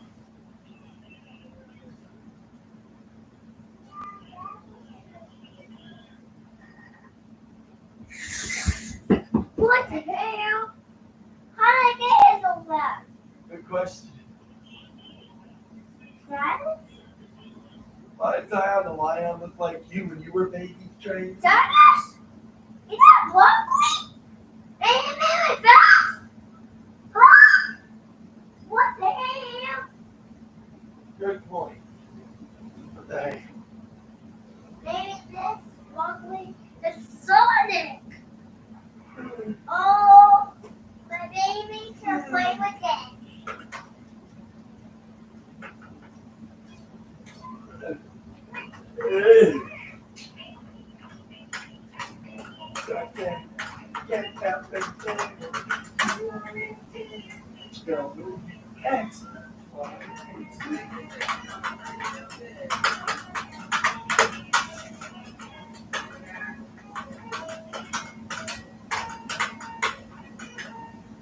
You know where exactly the remote is for no time. Oh, there it is. I got a lot of the one, the honey apples are coming. The honey apples are coming. Here, why do I say it like that? I'm an idiot. Trey, what the hell are you doing in here? Uh-oh. You got something to say, Trey? Didn't she pick up all these toys and put them back? Well, Hey, where's your charger at? oh, well,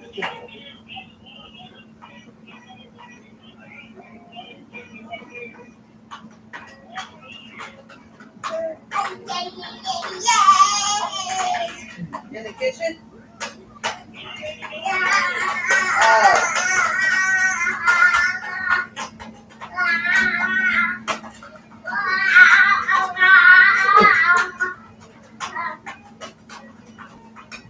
Oh, you're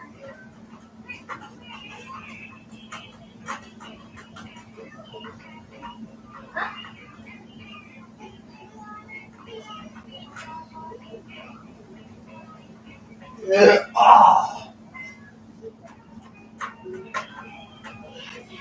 Now you touch them.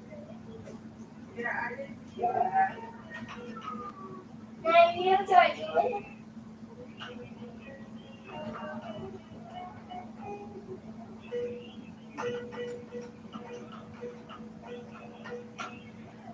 Oh, got Uncle Joey's outfit. Got Uncle S.A.'s outfit. Now you touch them. Right, Super Ninja Austin. Oh, Now you touch them. I don't know if baby knows how to play. No, no, no, no, no. No, no, no. Baby?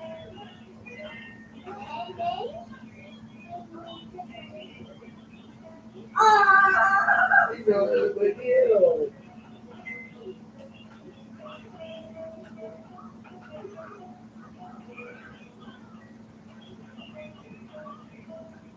Get your chum. Let's go.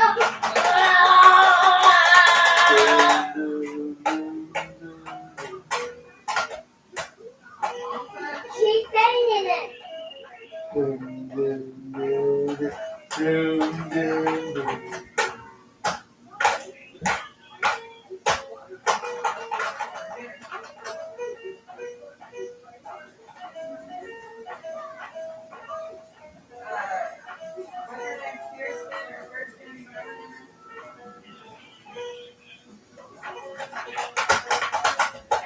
Don't.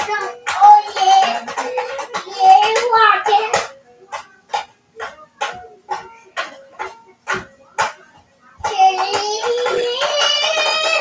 Okay. Okay, Trey. Yeah. You're a smarty pants. You're a smarty pants.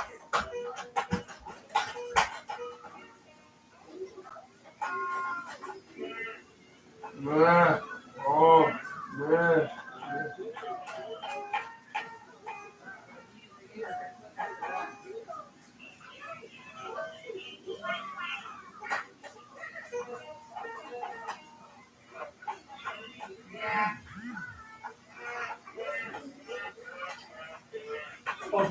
Oh, excuse me for a second.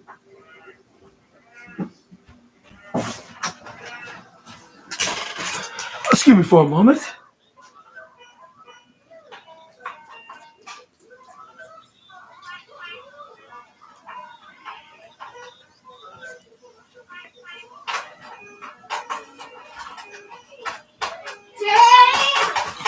Let's go, baby. Bang, bang, bang, bang, bang. Oh yeah. Let's go.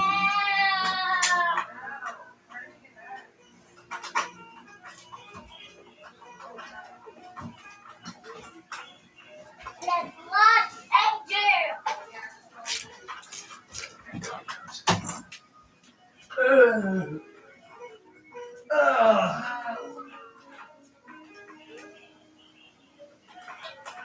I'm gonna lay you right on the Uncle Jimmy.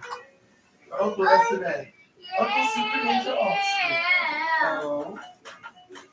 What's I'm Uncle still playing SNA? the song. I'm still playing the song. Oh. Well, I'm asking Kate when you get a bit older.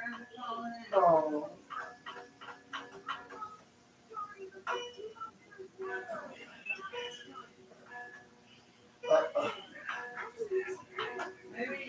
Yeah, I called him.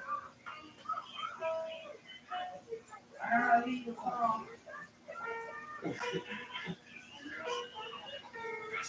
Oh. Like, you gotta get Hey, into it's it. an emergency. And I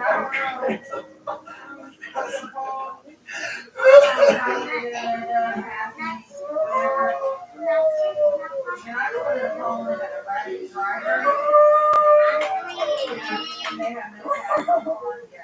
Like your grandpa used to do.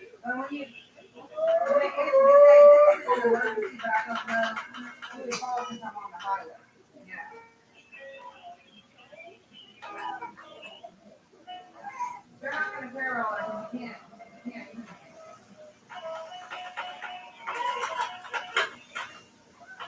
But you leave it at hand, so they won't take you out. No.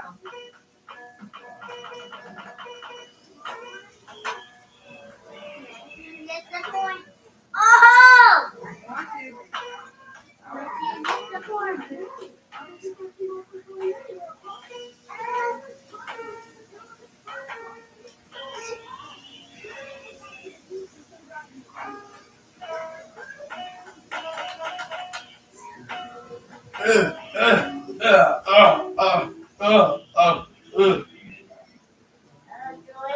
Yes.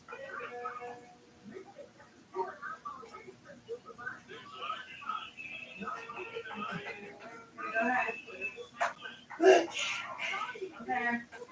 I love all my babies. Even my nephews. I got 2 nephews. Oh, it's okay, baby. He's doing it. Look. Look at you. He's doing it. He's doing it. He's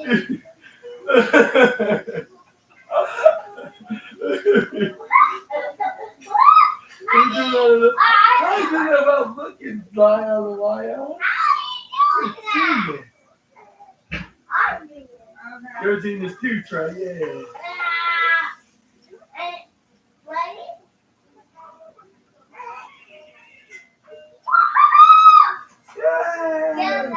He's a smart baby. He's a smart little canary. Yeah, you are. Okay. You're a adorable little baby.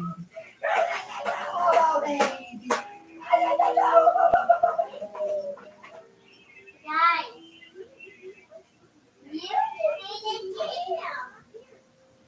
Okay.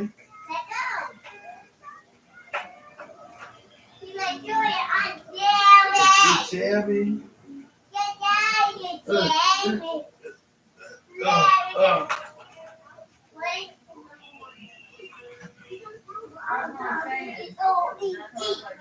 You're a smarty pants. You're a smarty pants.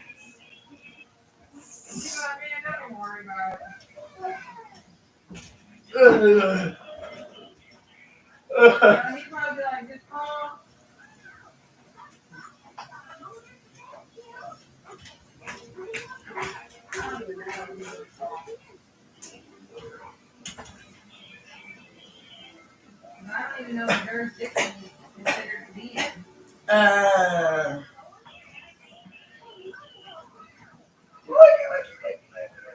Thank you, little chickens. Thank you, little chickens. Oh, you're such a cute little macaw. You're an adorable little macaw. Thank you. Oh,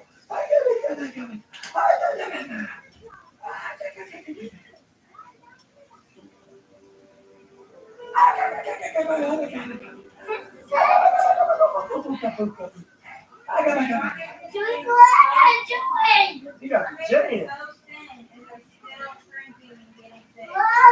Look at that baby. You got the tantrum. Your big brother's so silly, isn't it? Your big brother's silly. Isn't he silly?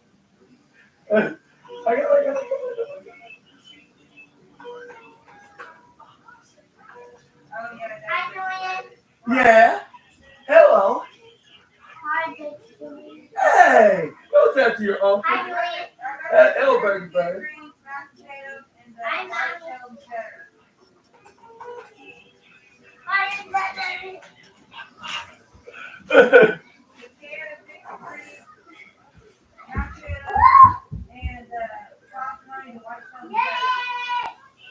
Pascaroni and Pascaroni.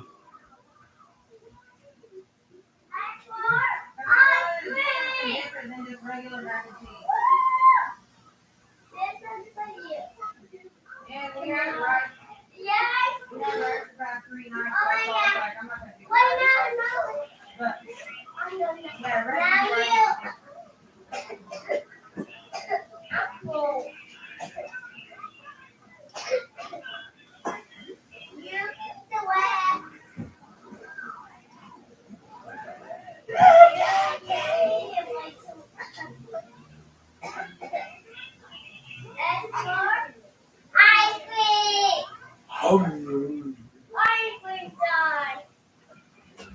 Oh boy, 3 a.m.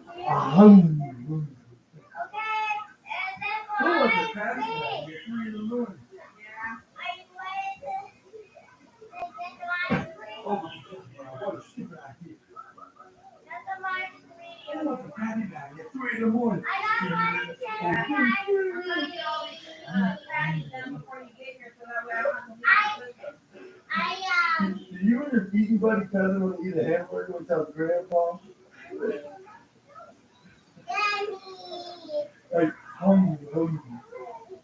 oh, look like your grandpa and starfish. Oh, you took a funky looking. Yeah, you did. Okay, what's got too bright? The light? Okay, Uncle Drew gonna keep you somewhere that's less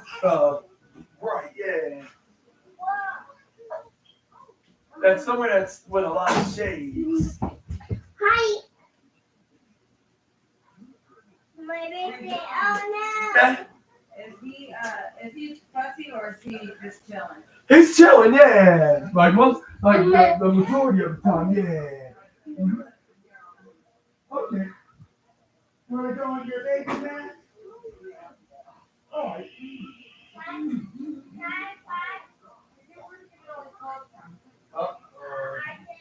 Got some fun to do for you,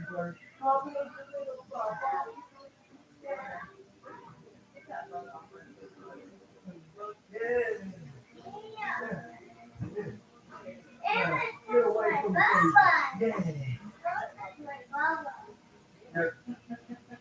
Yeah. It's still right there. Yeah. I'm sorry. You got back in there. How dare you? Excuse me. Where the fancy boats are at? Okay, I was kidding.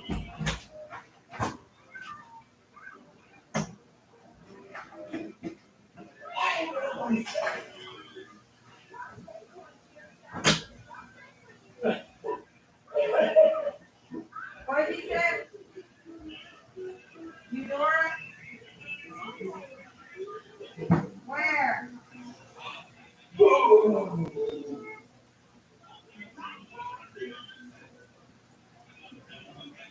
Who's Sophie? Who's Sophie?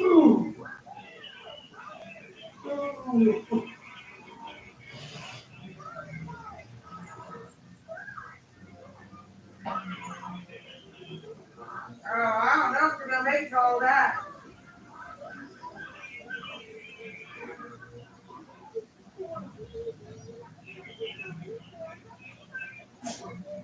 Yeah, we can do that.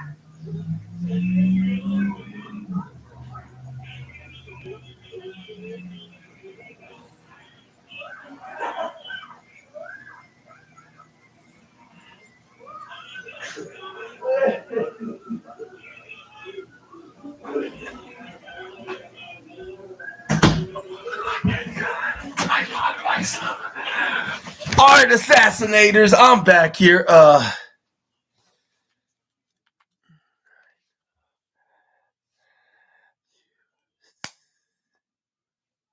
Yeah, that was me in the back, like singing to my little youngest nephew Zion. Like it was the what's new Scooby Doo and the hot dog song from Mickey Mouse. Because those are the two songs that's on my head that we normally watch. We watch like what's new Scooby Doo and Scooby Doo Where Are You, the old schools, and also the newest Mickey Mouse is like which they always do the themes on like hot dog, hot diggity dog. It's the brand new day. What you so funny. But anyways,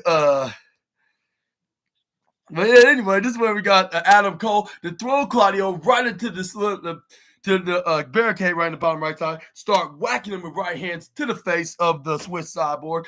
Then we got the the latest reigning defending TNT champion that hits a right elbow strike. This is where he ends up getting pulled right from the trunks, face first right into the barricade. Claudio then went in the upper right corner side. Then we got yeah, he was. That's why I had to step out for a second of doing my podcast. Because to make sure he's doing okay. But yeah, but yeah, but me and his mother, which is obviously my sister-in-law, put him in his little playpen, which he's having lots of fun right now with his big brother. Even though his big brother is in the house, running all around, and playing these very interesting, adventurous games. But yeah, they're probably watching one of their childhood favorites, like whether if it's Mickey Mouse or what else.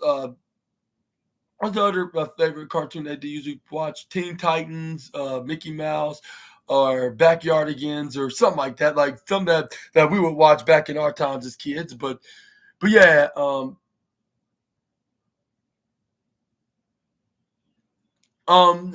like she's someplace else. But thank you for asking. Yeah, she's with another relative. if I should talk about a little bit of the personal stuff right now. But that's what I was saying, like into the match between Adam Cole and Claudio. It's where Claudio Castagnoli started completely just manhandling and annihilating the reigning the latest TNT champion.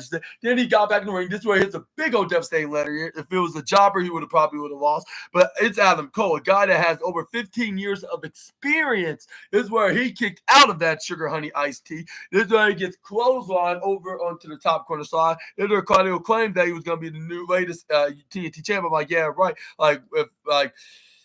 Yeah, when my dreadlocks start falling out of my head. But anyways, this is where then we got once the partial powerful force of all pro wrestling came on. This is where we got to come back of Adam Cole, like with him even including what they call a backslide, which unfortunately did not get him a 3 count, but it did help him bring down the Swiss sideboard. It's where he throws Adam Cole right to the bottom right side. He hits a European uppercut though. This is where then he like the upper right side, then you get back to the bottom left. Ends up getting super kick, however. This is where Adam Cole then went up, laid right onto that exact same corner's bottom turnbuckle. Then we got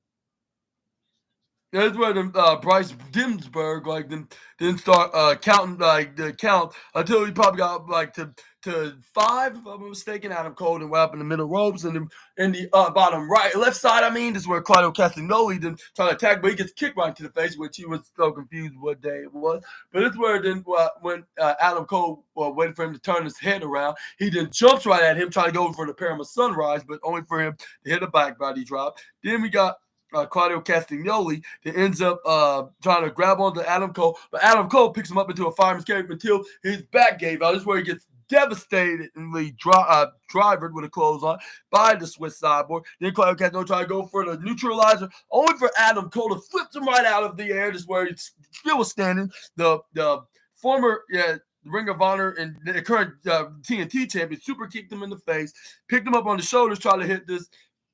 I picked him up and like what they call the keypad fireman's neck breaker. Me dingamajig, he looked like the keypad brainbuster. That is signature.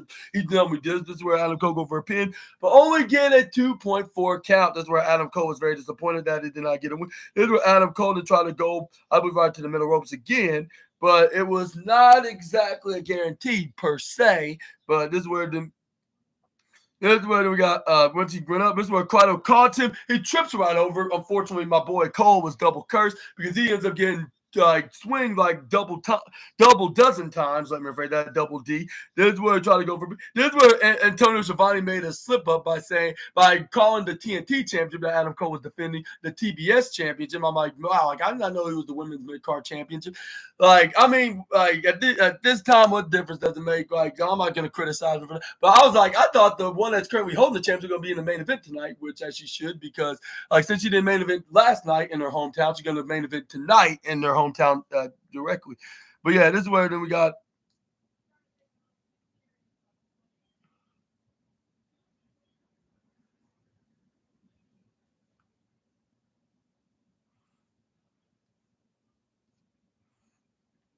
this is where the Claudio Castagnoli then ends up swinging him that much. Is where I try to go for. But I'm Cole kicked out at 2.2. This is where I was like, if I did that, I just made my day though. At the same time, he gets probably the golden trophy of Goofy Wrestling, Antonio Schiavone. And I'll say, but given that both two of my favorite wrestlers of all times are the mid-card champions in both the men's and women's division, I did not mind it a bit. I just happened to it be a big smile, but this is where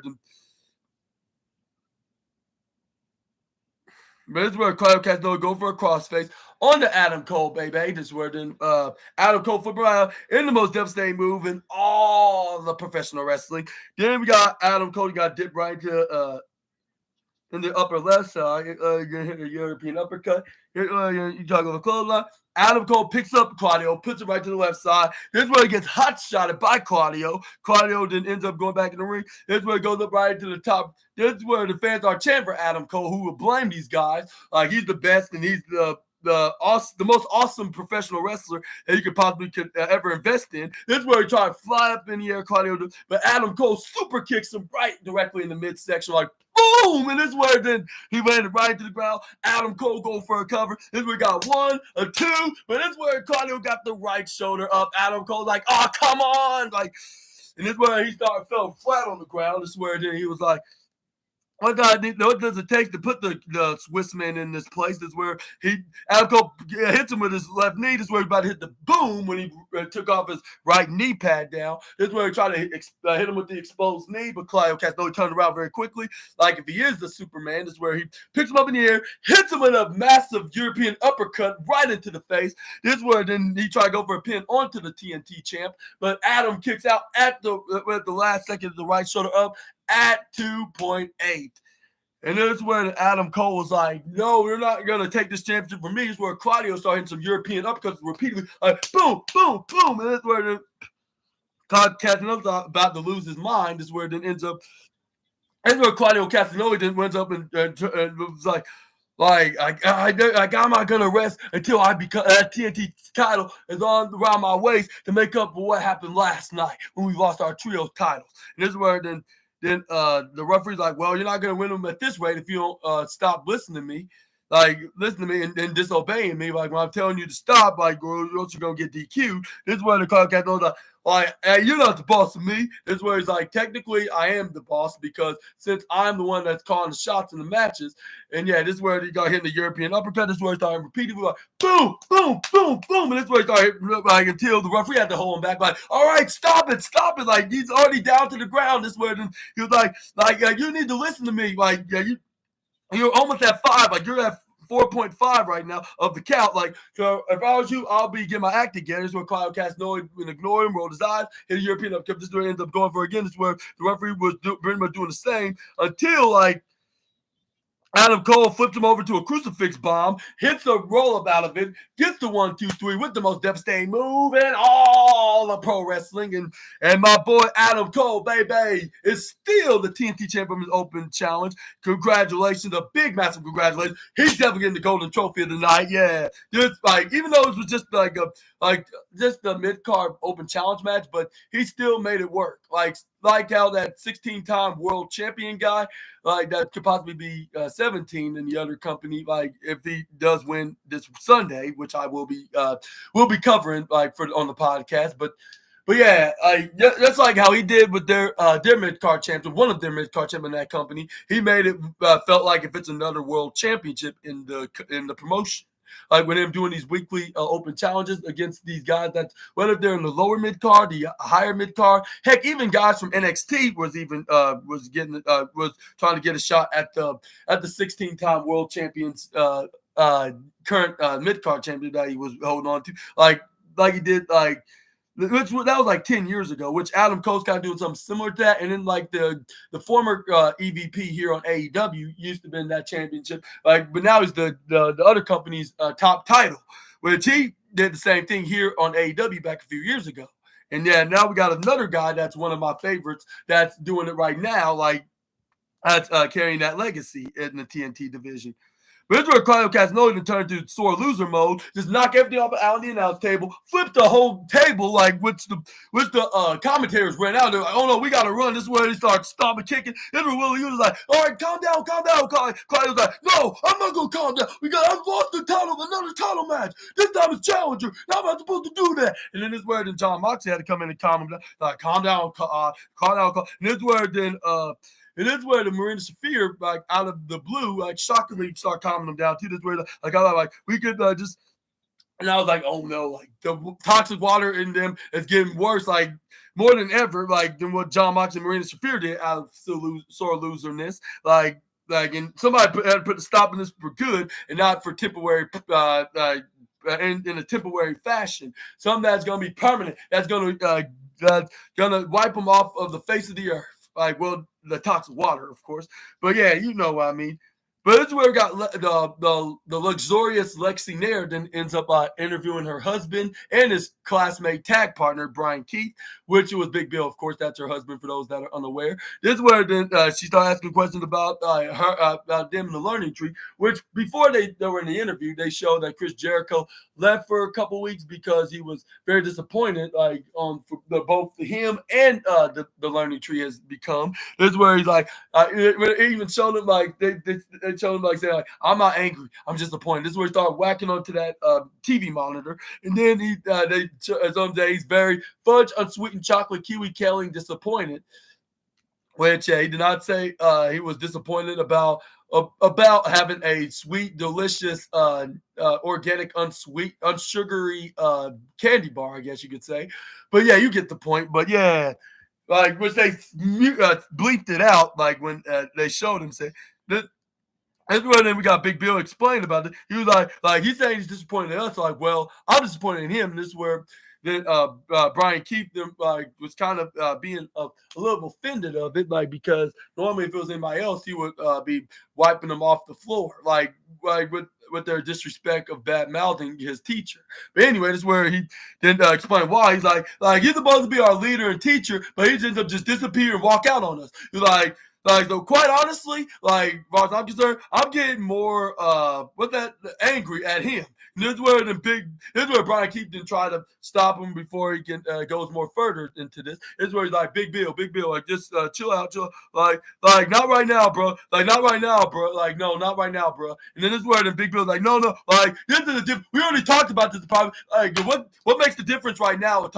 Expressing this right here on the right here, like when it's needless to say, like that we're very disappointed in Jericho. This is where the Big Bill's like, good point. Like, but like you said, like we need to do it in private, man. Like this is where like Jericho said last week, like we're his family, and like and it means something to me, man. You know that. You know how I am a family. This is where it's like, hey, I just feel like if we're family, like we should handle it like family. And then it's like and internally too. And this is where and like and maybe like if you didn't put him on blast last week, like in full disappointment, he wouldn't even left us right now. Like no disrespect to you, Big Bill. Big Bill's like, well, like Brian, like I totally understand where you come from. Family is important, like especially for you. Like you, like I know all about you about when it comes to into those terms. Like and he's like, but we need to get back to good grace. Like he's like, I know we need to get back in the good graces of Chris Jericho. That's something that we need to work on. Like, okay, like, but I'm just not sure. Like, maybe we should be living and dying on the wins of Chris Jericho himself. He's like, but either way, like the strategy movement is exactly on what the same. But we need to get in that square circle. We need to crack some skulls and we need to stack some W's. And again, Lexi, and to answer your question, honey, on what's next for what they call of the learning tree, and that is that. What I just said, and this is where Brian Keith then gave a stare to his classmate's wife, and this is where then they walked out. This is where she didn't really say anything, even though she probably was about to say back to the commentators. But this is where we got the next match on the head, which was El Faction. But that's where they took on enhancement talent, just like Megan Bain did in the women's side, and before I get into that, I want to ask you this question. What do you think was next of the learning tree? Which I think they're back on the same page. They're bouncing back from a very massive loss in their time as a team, and that is for opportunities of the tag team championship. And I'll say, as much as I hate to say this, but it seems like that they're going to go their separate ways, and they're going to be getting their successes separately, both Brian Keith and Big Bill. Which hopefully they do so. Like, even though it's a shame that they're not going to be a tag team champ, they're not going to be tag team champions with this very great run that they went. They were as the learning tree with the tutelage of Chris Jericho by learning inside his vortex. But like, it's like yeah. Sometimes things can be unfortunate like that, but moving on, we got the El Faction. There waste no time with Beast Mortals grabbing one of the enhancement guys, hits the Mexican pop-up drop right onto this guy. This is where he tags in Jalistico. Jalistico hits a springboard face breaker. Then he tags in his brother, Roosh, like when he had two of these guys, but like when these guys like were running at him which Roosh hit a running forearm strike. This is where he got Roosh and said, "You you mess with the bull, you get the horns." And that's where then he hits the boots right into the face. Then, like going to one of those guys after knocking the other one out. This is where then he brought him in the middle of the ring, went for the pin. And this is where then he goes, gets the 1, 2, 3. And the winner of his match, La Facción Incarnabe. And yeah, they are like finally back in AEW. They're on this they're in a very mean streak now, even though this was their first match since returning. Like, hopefully that there's going to be plenty more of these guys, like in the foreseeable future down the road. Like, which it's been a while since the last time I've seen anything about them. This is where we got the unmarkable Renee Paquette start asking questions to Kevin Knight on what's next to him, and also congratulating of getting a win over Lance Archer. And then this was like, and he's like, and I'm wondering what this came up with Don Callis, what he did not like about the response, trying to recruit you into the family. This is where then what's his name, Kevin Knight was like, look, like, yeah, that's understandable, like, and like, I don't think the Donald Callis family member was exactly what we were looking for. And this is where we got Speedball Mike Bailey was there. He also congratulated Kevin Knight with him handshaking and hugging him. This is where then Ricky the Dicky was like, whoa, no. And this is where then Ricky the Dicky was like Renee, like, look, like, get two goofballs, thinking that they getting some fluke victories, like with those fluke imposters of that goofy ass what's his name, Mark Briscoe, and that aerial assassin that assassin want to be William Ospreay, like when they robbed me out of what did he say, out of $400,000 in my bank account. I'm like, and that's where I even made a goofy ass response that would have gotten the Goofy Wrestling Award of the night, maybe the platinum. But it even had my sister laughing, which y'all are going to be laughing when I say this. I was like, oh, the same bank account that you wish that your wife was putting the fundings of her OnlyFans. And this is where I start cracking myself up. But even my sister, like, what are you even talking about when she gave me that stare with that smiling face that she made? And this is where the speak on my baby, like, oh yeah, like you're talking about that 100,000 felt nice. I got some new kicks that you can see that I'm wearing. That's what speak on my face. Like, and and he's like, and you're talking about screw. You mean by screw is me and my team, like beating you fair and square and 400 stacks. Then yeah, you were 100% right, Ricky. And this is where the Ricky the Dick is like, okay, like first of all, you beat Mortos in that pinfall. Like you didn't beat me, which I don't know how that works, because even if you didn't lose by pinfall yourself, that still means you lose because you were teaming with Beast Mortos along with those other two guys, Russian, what's his name, Andretti. But that's where the Ricky the Dick is like, and second of all, you see how you two are so new here in AEW, like considering like y'all just came fresh from those other two popular companies that everybody sometimes watch, but with third and fourth place next compared to this company and the competition I just came from, which I'm not gonna get into more details about, but even though he did say it that way. But he's like, how about I give you some advice, Gotcha? You do not want to, you don't want to upset the top talent here in AEW. Like you do not want to disrupt the chain of command. Like, because since you two are so low of this AEW totem pole, this metaphoric pole, I guess he was pointing out. This is where like you want to take my advice for something before you better take my advice, young rookies, because if you don't, something bad's gonna happen to you, the two of you. This is where Kevin Knight was like, listen, Ricky the Dick, we respect the hell out of you. You have no competition, don't worry about it. And this is like Ricky the Dick, this is where Ricky the Dick is like, what the hell are you talking about? Like just acting like the nickname I gave him, but this is where we got this is where Kevin Knight is like with me and Speedball, like you have mad talents, and he's like, you're a very hot talent, but not only that, you also have a hot wife. And for those that are unaware about what his wife, the former ring announcer Samantha, has been doing, let's say she's been doing some pretty impressive music videos, which she'd be putting on these very hot outfits. No, I'm not the one that's shooting the messages, like like if I'm getting attracted to her, I'm just saying like I see where Kevin Knight's coming from because like yeah, she's starting to get recognized in the music industry side of things, which I'm so happy for the former ring announcer for that profession on that note. And I'm gonna say like that Ricky the Dicky is one lucky fellow like of being a proud husband of hers. But anyways, this is where then he said that I start cracking up like but this is where then this what this what the Kevin Knight's like if anything that you can do, like Kev can do as well. This is where he's like, and that's where it's like, this is Ricky the Dick's like, what? Like, what's that supposed to mean? This is where then what's the name? Kevin Knight said, like, well, I can do something that you can't do. This is where he starts spinning his dreads around. This is where he was making fun of how bald he is, which I was like, maybe that's something that you're going a step too far because there's nothing wrong with being bald, just that he's just not making it a good name. That's a big difference. Like bald and being bad are two separate things, even though if it does start with a letter starts with letter B and it has the second letter A, bald and bad. The only thing that it's missing is an L in bad. That's what it is. That's the only difference is right there in that equation and the meaning of bad and bald. But anyways, this is where we got Ricky the Dick start cracking up like that's good. I got to like. It is where it's like, I may not slap my dreads, like which is the lack thereof, like, but I can smack you right directly in the mouth and make you a lack of your talking device. This is where then we came like, okay, do it then. And this is where it's like, then Ricky saying like, yeah, I'll be doing it until you. I'm gonna start talking until you. This is where it's like, okay, like don't say I want. This is where he pull out his hand, start about to slap him. This is where Ricky thinks like.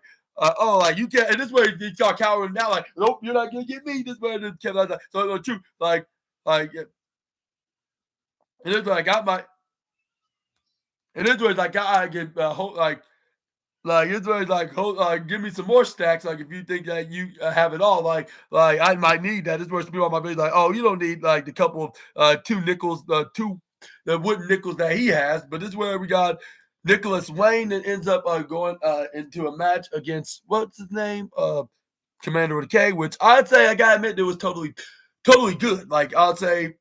Even though it was a shocker at the end, like it was more than a shocker than it was announced that it was a championship match. Excuse me for a moment, but yeah, like these young guys, which I did not know Commander with K was so young. He's 26 years old while Nicholas Wayne's 19. I'm like, dang, these guys are so young.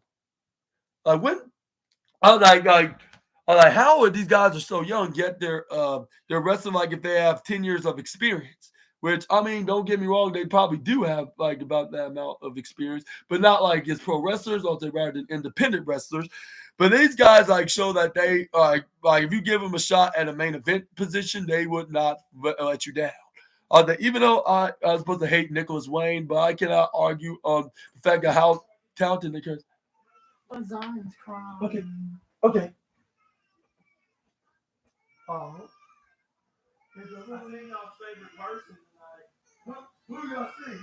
Apartment 205. 205. Yeah.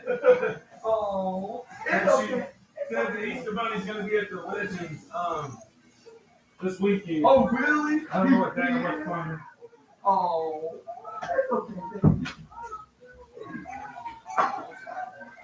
Ain't that Nikki up there?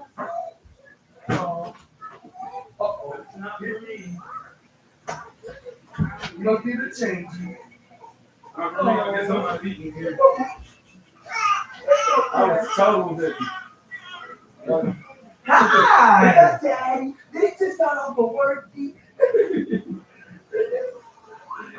Oh, he loves his dad.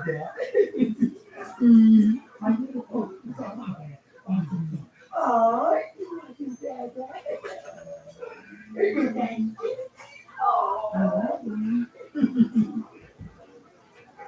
It's no way. He's up crying with that. Yeah. He loves his daddy. You okay? Oh, I think he's doing good. Okay, yeah. Yeah, sure. Yeah, no problemo. Yeah.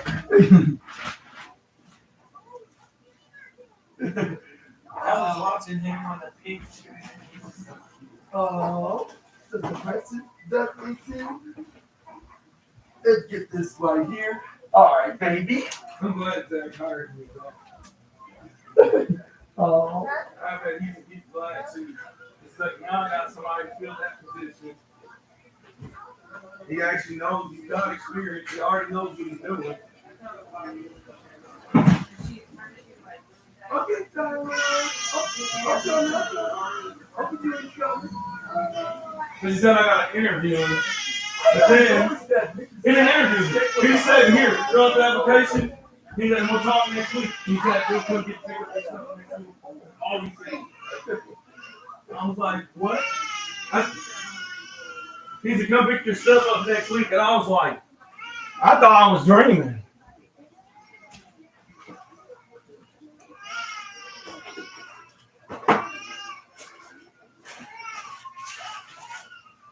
Is that what Daddy did? Daddy's gonna work you? What are you doing? Oh, Icing grandma. oh. And she said the Easter bunny's coming. Oh, you feel much better? Yeah, the little one, I feel much better. Oh, okay. There's something going on. Don't worry. See, grandma's texting.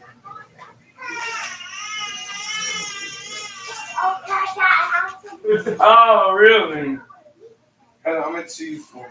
Here's an orange one and a red one. There's a red one. Try you here. You can have one of each here.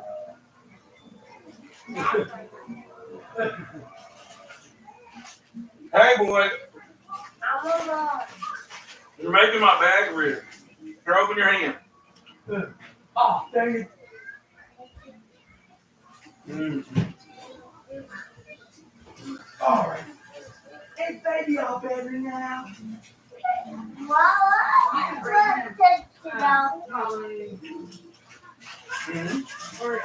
Are you doing what you You ate all my candy?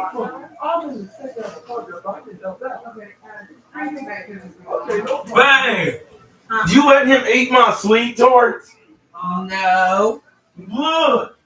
He's like, look what Trey, I... you. Alright, I'm spanking you. Because what did I tell you about those? Those are my Christmas candy. Hey, what did I Trey, tell you? you. What did I tell you about them? Trey, what did I tell you about those? See, you're a baby. Remember what I told you? Oh. What did I say about them? Oh. Okay, go to the bathroom until you remember. What did I tell you? Yeah. Huh? Because why? Yeah, Mommy has it. Yeah, right there in the bottom. So why did you Really, touch it? Trey? Really? Go to the I bathroom. did all of it. Go to the bathroom for 3 minutes. Go, because you need to start listening to me. Go. Here you go. Watch out. Just ask next time. Man, go ask. Just ask next time. Ask the company that permission. I told Then you. get some. Wait till Daddy gets home because there is. Remember Exactly. that? It's the principle, right? Yeah. Do you remember when I told you that? He's so bad. Just listen to me for a second. When I tell you something, I mean it. I told you those were Daddy's, and I said, wait till you get home Go. and ask him. Give me a package call. He's not the air go home. So we made like $160 today. They cash at me, Avery cash at me, and what's the name cash at me. So we made, look. Oh, and he came and bought that 15, but I never got that 20 back. Remember I put that money in for gas? Look, that would be $100. Oh, no, yeah, I'm including that. Look. Oh, okay. It's $66. So we'll be able to afford to rent a car this week, but we just gotta be on our hustle. Like after that, take the round part and go ask for your return.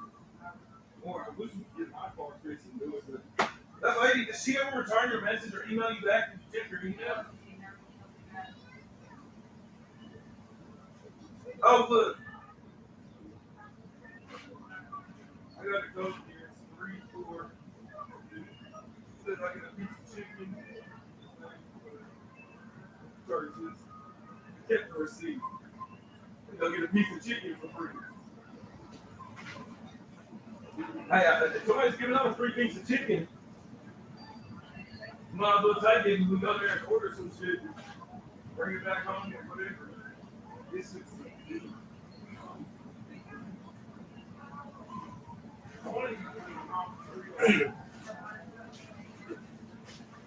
but I don't know. Huh? No, because I'm gonna eat this when I'm getting The only reason why I made it was because you had one for show and makes wrong. It was like that.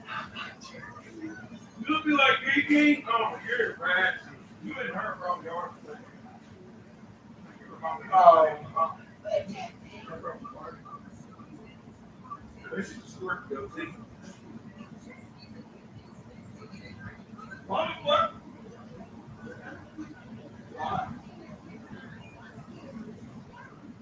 Oh, but that's just wrong.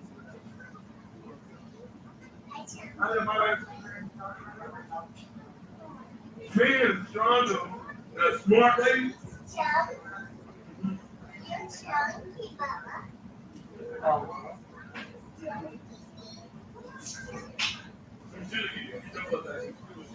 You're a smart little man. She said, I'm not even getting. I said, well, I am.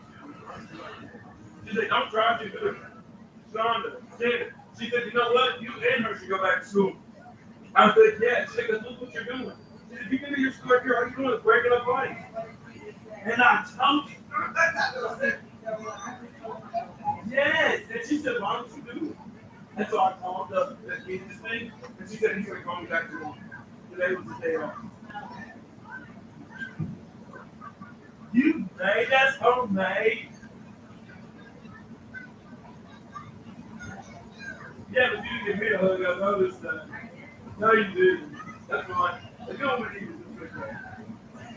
But you didn't get a hug. You didn't get a hug. No, you didn't. You just said right there. Like a dog. I didn't feel that. I sit there. Like that Topeka kid. Like the Hunt Blunt. No, On Scooby-Doo, I showed what's his name? Who? What's his name? Who? The black kid. The little black kid that got in prison now. Yes! Like Dom! Dom, yes! The white kid's like that. He's like, excuse me, baby. He's like this. It's almost done. Isn't it how perfect is that? We have court on Friday when I get my check. God knows what he's doing. What is this mechanism now? I think he gave you DoorDash too.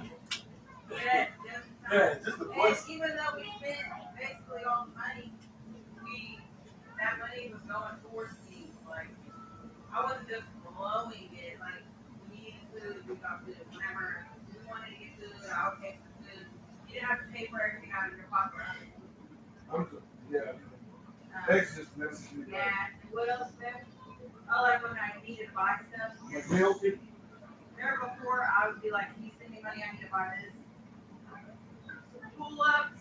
He said, I'm late for work. He said, I'm late for work. He said, I'm at Poncho. He said, I'm late for work. I'm at Poncho. I'm just going to make it work.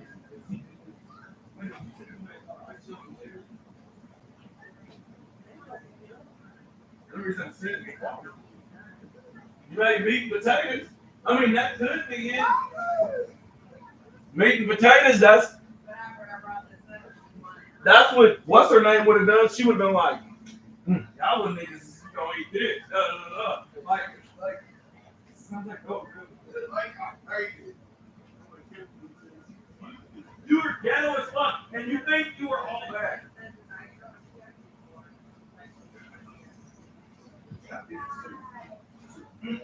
Like, they give me back, nigga. She was, yeah, that's what I was trying to tell you. And I was like this. Nigga, I was like a scary ass bitch. But I ducked. Like, don't hit me. No, yeah. I said, hold on. That's what I said. And they stopped. Yeah. Were you like, And he was like, no, I want to beat that bitch's ass. He's like, I hate that bitch in her mouth. Yeah. And then what's her name? Because she was getting out of hand. She was like, come over here and like, throw this thing into the window. It's like the window right there. does she have her? Yeah, kind of. She's like sweet. She don't have her talking. She's like sweet. She's like a nigga. Like, that's she can be a nigga. Like, yeah. You like, what you talking about, nigga? I stepped to you, cuz. Oh, sorry. Like, Crystal would have nothing on her. We went back to school, and she was there in our generation. She would be snapping, nigga. Yeah, she would be like youngin'. That's perfect. Yeah. Babe, she's like youngin', babe. She steps, nigga, like. She'd be hanging out with young boy or something in the video, like. She said, no, I would fuck that nigga's mama. That's what she said. She said, you think I'm playing? I was like, and then, what I say his name is? Alonzo. He was like this. He was like, he's big and fat. He's like bone crusher. Said that to Elias. Yeah. He said, no, bitch, that's why you got hit in the mouth. He said, bro, he said, you little kid. I guess it's 15. I thought he was like 16. I was 15, she like 17. So it don't matter, but like, Steve, she, yeah. Alonzo was like, man, you can't beat up a girl, man. He said, you ain't gonna win either way. He said, bro, that's a girl. And he was sitting there trying to smirk at Alonzo. Yeah, he's big and black. He's cool. Hey, what's up, dude? You know, he's like, what's up, buddy? What up, dude? He's like, we don't do that. He said, I know you a liar. He said, nigga, don't I know you? He said, I know your whole family. And he was like, he nigga, stop tripping. He knows him. He knows. I'm sure my dad. He's big and cool. He's like, I'm from the hood too, nigga. He said, you'll see me hitting bitches. Whether they nice or whatever. Yeah, and he said, nigga, no. He said, we mean. He said, we don't do that. We don't hit ladies. Yeah. And he's like, girl, he's like a whole ass nigga. Hey! If you were there, oh my God. And then he was like this. Alonzo was like, hey, he's trying to start. He was going to be busted out laughing. And he had to stop for a second. He was like, look. He said, man, you a kid, she a girl. Your kid's a girl.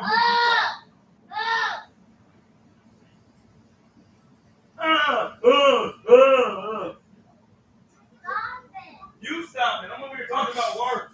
Daddy had to stop a fight today like this one. Yes. They were fighting. The big kids were fighting. But one time, y'all got to come up there and see me work like I'll be outside with the kids and they start fighting or something and I'll be holding all of them. And we need walkie-talkies. I don't know why we don't have. Oh, Trey! Oh, fuck. He pushed himself back. He didn't fall hard, he fell. Oh, it's okay, buddy. I missed you and looked at your stupid picture all day. And I said, I miss my baby. Oh, he's a big baby. I want my baby back. And she looks so cute in that picture. I show everybody. No, you're not. Oh,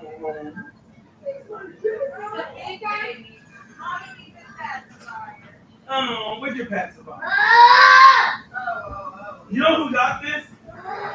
Your grandma.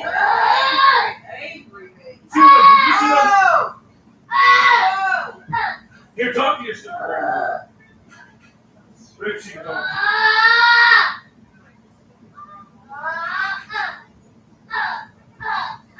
Okay, good. That's a blessing. I'm glad you just seen that. We're going to go up there probably Sunday if we can't make it Saturday. Oh, thank you, Junior. You're welcome.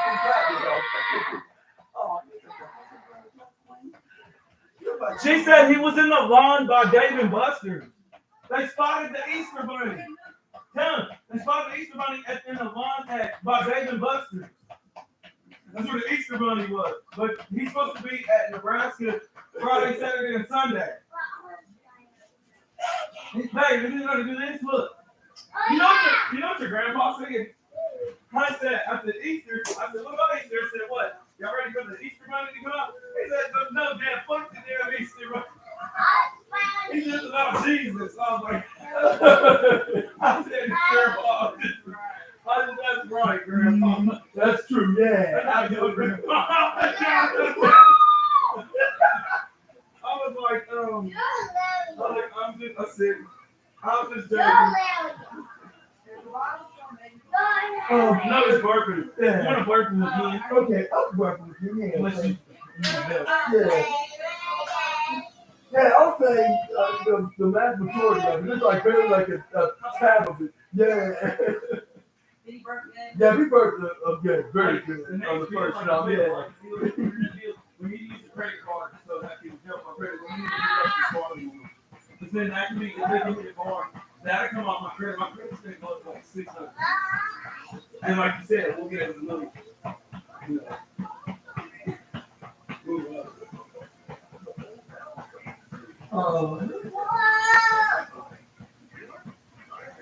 Oh, You're like them kids, Trey. that was You're nice a little one, version yeah. of those Oh, kids. he did it again? he did it right again. Yeah. Dude, Great job, baby. Trey's like them kids I work with. They sit up there on YouTube all day on the TVs. Oh, no. And like, hey, cuz, let me see that. I'm like, what the fuck is wrong with you? They got some badass mouths on them. I heard it. He's like, They got some terrible mouths on. fuck that shit. I kicked your ass. And I was like, He was talking to the other boy. Elias was talking to John, the one he kicked in the nuts. and he just did it for no reason. Yes, he said, well, he swung his arm at me, so it was just a what do you call that? A reflex. Yeah, And yeah, he said, well, that doesn't mean you had to kick him. yeah. And then he said, it was a reflex. And you was like, no. Come on. I was like, come on. He said, you didn't have to kick your leg up like that. Yeah. He had to do all that. And he was smiling too. He's a bitch. You loved it there. He's a very- What's my mouth, Trey? But he's a bad.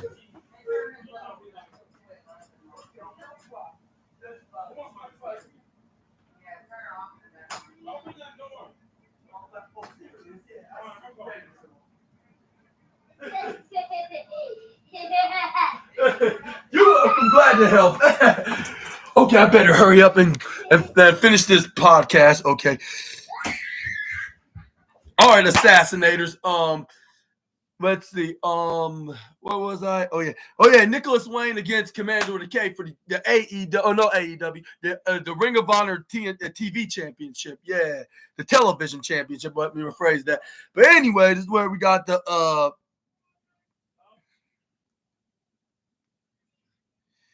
we got these guys just going everywhere in the ring. Like if they're in a Lucha Libre independent promotion, even got that Commander with a K. Then counter out of a avalanche maneuver that Nicholas Wayne was trying to do. Then he was trying to go for a springboard maneuver, but he ends up getting pushed right off, and he lands right on the concrete. Oh my God! Like you can see me caught dead doing a what they call like an unsuccessful springboard like that. Like I probably barely do like a springboard clothesline. Like if I'm that chick magnet guy that they don't talk about anymore. But anyway, this is where we got him that fell back first, is where we got the partial powerful force, and all of pro wrestling came on, which was the picture-in-picture break. But yeah, this is where we got what else happened. Is where it turned into a full one. Like as soon as they ended the picture-in-picture and did a full commercial. This is where we got Commander with a K was back on top onto the offensive side. The Commander went to the right corner slide, then a swanton right onto Nicholas Wayne. This is where then he hit him hard. This is where they landed on that unforgiving. Given that it was that ramp that's probably made out of metal and what's the other type of hard materials, like that was in there. It probably hurt like triple times as much as it normally would do if it was in the concrete or even in the canvas. This is where we got Commander with the K that started doing the tune in the band of the Sweet Chan music kind of gesture. But it's where then he was doing it for a totally different reason because he went right up in the bottom right side of the moon to the turnbuckle, did the moonsault. He thought that was going to be it, but Nicholas Wayne did count out of it. This is where he tried to hit him with this torture rack maneuver, only for Nicholas Wayne then kind of out of it. This is where he leap dodges when he went to the bottom right side, then roll up into a roll up. He goes for a pin. He nearly got 3, but only got 2.8, which he did a little argument with the referee only just for 2 seconds. Then he was like, all right, no matter where he sent Commander with a K face first right into the metal turnbuckle pad. Like, yeah, this is where the Nicholas Wayne tried to take advantage of the moment. Only for a Commander with a K counters and hit a poison Rana. Then he tried to go for a pin, and this, if it was any other night, you would have thought this was gonna be it, but unfortunately it wasn't at 2.8.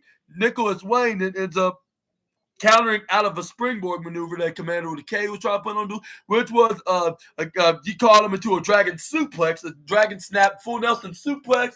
This is where then he nearly got it through, but he kicks out at 2.9999999. This is where you can hear him say, "What the hell?" Or maybe the other word. Maybe I shouldn't talk about, like, was coming out of his breath. He was like, this did not just happen like if he was just a freaked out anime character, maybe a Super Saiyan. But this is where we got Nicholas Wayne right to the upper right corner slide. This is where we got a leg swinging kick. I believe he tried to go for Wayne's World, but it was not. It did not work that time. This is where we got a springboard Mexican destroyer by the luchador that is the reigning defending TV champion. This is where he sent him right to the bottom side, or else he probably would have won, or maybe not, because Nicholas Wayne immediately got back up. When he went on to the outside, he just started grabbing onto his head and neck, and he was like, "Oh my God, that was so painful." Then we got Nicholas. No, it was Commander Caden hit a moonsault, dive into a cartwheel maneuver. This is where then he was like, "Yeah, like, let's do this." Where Commander with the Caden, like, that belt is all mine. This is where then he throws Nicholas right back in the ring. This is where once he got in the ring, was trying to go for like some kind of a maneuver, like. What's that like?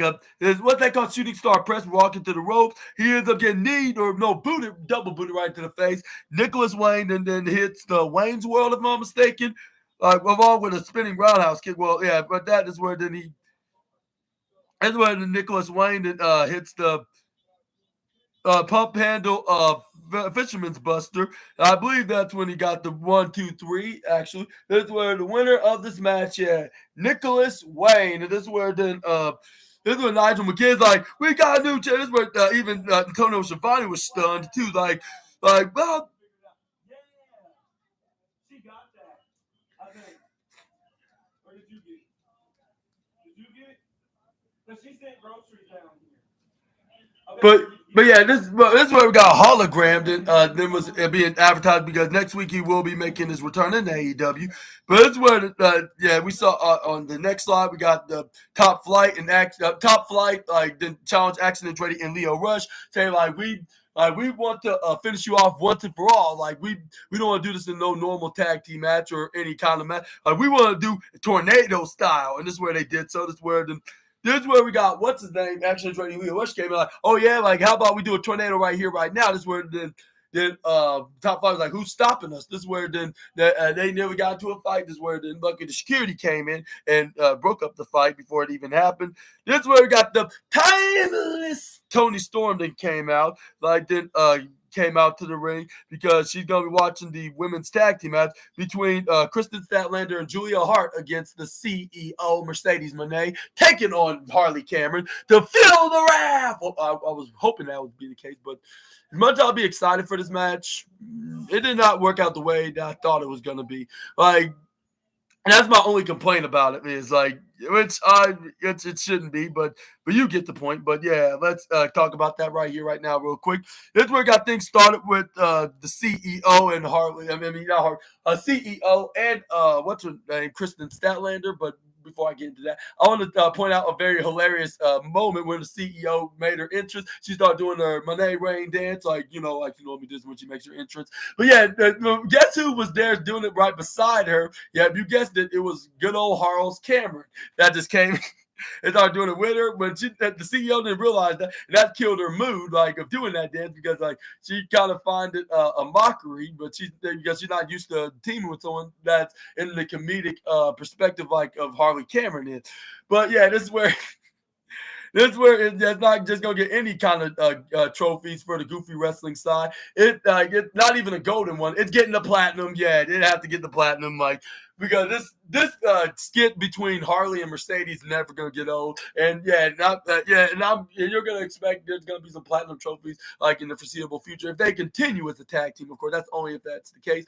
But anyways, let's get into the match. This is where we got the CEO that ends up tagging Harley Cameron because she wanted to just was you want to get in that? Fine, be my guest. She immediately tagged in Harley Cameron. This is where unfortunately Kristen started wrist locking her a bit. Like, yeah, this was very unfortunate. This is where she started tagging. This is where she tagging fellow other former TBS champion into that list. Miss Julia Hart. This is where she started going for shoulder tackles. This is where Nigel McGinn would stop running his mouth. This is where Tony Storm like, you better shut your mouth, Nigel, or you're going to get a butt spanking. And this is where I was like, I hope he does, because it seemed like that his parents did not do so, like, and they failed to be disciplinary parents, with all due respect to Nigel's parents. But maybe he wouldn't be like the man that he is right now if he got some good discipline, like all of us have in our childhood. But anyways, this is where we got... It's where we got, what's her name? Julia Hart went right up on the top rope. I think she was thinking that she's a female version of the dead man, or should she call herself the dead woman? Because given that she is a bit tall, but maybe not as tall as Kristen, but she kind of acts like if she's a female version of that legendary 30-year veteran wrestler that's in the other company. This is where after she hits an accent on the left shoulder of Harley, this is where she goes for a reverse clothesline. This is where the CEO that came in for the save, she meddled a bit, but only for her and her tag partner's sake of winning the match, because it will be embarrassing if they be 0-2 when it comes to them being a tag team. This is where then Nigel McGinn starts shouting CEO, like, which I don't know what's the reason why, but this is where time is talking about. I understand why she want to be called the CEO. Like you don't see me calling me the CEO. That's because you aren't. You're the timeless one. That makes a big difference. Like, and second of all, like, it's not really her name. It's a nickname that's catchy. That's why your boy SNA used it when he refers her as that, because it's something that's a very cool nickname that makes sense because she's all about the money. But anyways, this is where we got what's her name? Julia Hart then picks up the Harley Cameron. Well, Harley Cameron a jawbreaker with her head went into the jaw of the female member of the Hounds of Hell. This is where she also stepped up into Gary, the former TBS champion. This is where then we got Harley Cameron then went up for a tag to the CEO, like with her looking like a comeback babyface. Well, first, because she ends up getting tripped over by Julia Hart, which was unfortunate. This is where she started getting whacked back of her head first into the canvas. I'm like, why can't it be the other way around? Like, that's so humiliating. But this is where then we got what's her name? The CEO that flips right out of it. This is where she ends up getting clothesline, unfortunately. This is where she tags in what's her name? Kristen Statlander. This is where it goes for back elbow. This is where Kristen had to bring her big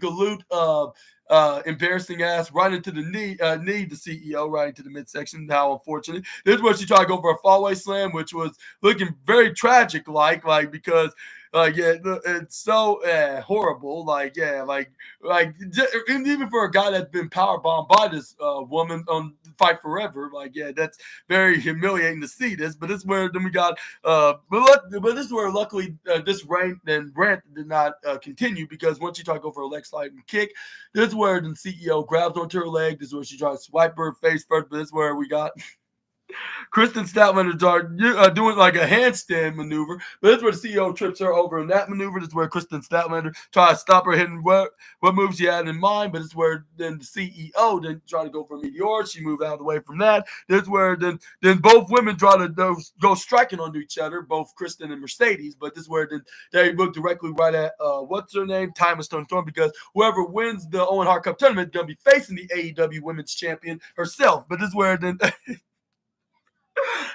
That's where they thought they're like, all right, let's do that. This is gonna be for the women's champ. This is where they start fighting each other like those two Canadian guys that's like brothers to each other. But when it comes to them being the rivalry, they are famous for hitting these hockey punches. That's what they were basically doing until like Harley Cameron and Julia Hart try to come in and attack them, but they end up getting clobbered by both the born again self-proclaimed Kristen and the CEO. This is where then we got. But it's where then these two ladies then went going at it, which start striking onto each other like boom, boom, boom, boom, boom. And this where then Antonio Schiavone gave the fans a note that this will be their last break, which is the partial powerful force in all pro wrestling. Despite the CEO and the born again Kristen was going at it with each other, but this is where they got back in the ring. This is where the fans started cheering on, half was cheering for Mercedes Moné, while the other half was chanting for Kristen Statlander, with them chanting, "Let's go, Kristen CEO," which I think the chance of CEO should have been first, but I'm not going to argue about that. That's a different video for a different day. But this is where she goes for her signature arm drag maneuver, which kind of reminds me of Fight Forever when she did that, and maybe even when she was over at the other company on in her time there, and when you play her on 2K22. But it's where she started doing the rain dance, and yeah, that's the last game that she's been on the other company's series. But it's where she started doing the Monet rain dance because because she's all about that, the Monet, of course. This is where she hit the Three Amigos, because that's her idol's maneuver, which I always keep bringing up on the podcast. That is the late great Eddie Guerrero, or the Latino Heat, whatever you want to call him. Which don't matter. Even if he is under a legend contract in the other company, you just cannot deny the fact on the reason why she's hitting that maneuver, because he's a legendary wrestler and everywhere in the promotion. Even though AEW haven't existed by the time when he was wrestling in their future competition, but still, everybody cannot deny that he was a legend. He even wrestled for the AEW's working partners before AEW existed, which was New Japan Pro Wrestling. But anyways, this is where we got her trying to go for the fourth amigo, but for some reason she cannot get the fourth amigo, which that's very frustrating. But anyway, this is where Harley Cameron trying to make sure she does by doing a double version of it. But this is where Kristen ends up hitting a double suplex on them instead. I'm like, this was looking so irritating, because this is a girl that should be paying the justice and the repercussions, because she messed with Super Ninja Austin. But anyways, this is where then we got Kristen Statlander hit another one that's trying to make it three double amigos herself, but she only got the two double amigos. I guess you could call it the four amigos that way, but that's the only thing I can give because the facts. But this is where we got Jamie Hayter that was watching in the monitor backstage start clapping, which I'll say because she was impressed, but at the same time, she's still going to fight Kristen, in the next 6 days from now. But this is where we got Kristen Statlander trying to go for a 450, but luckily, Harley saved the life of the CEO, which was very sweet of her, because she rolled her right into the side. None of them got hit with the 450 by the born again Kristen. But this is where she ends up, however, tags in when I'm about to say her name again, it's Julia Hart. Julia Hart, they go for a moonsault. This is where we got Julia Hart. Then I try to pick up Harley, but this is where I have a better idea. How about I go for that Black Widow maneuver? But luckily the CEO caught her, puts her right into the turnbuckle on the bottom right side. Then it looked like she was about to hit that what's that called? The knee to the face maneuver. That knee to the face buster maneuver. I don't know what the name it's called, but this is where she started kneeing this is where she ends up kneeing the midsection and the ribs of what's her name of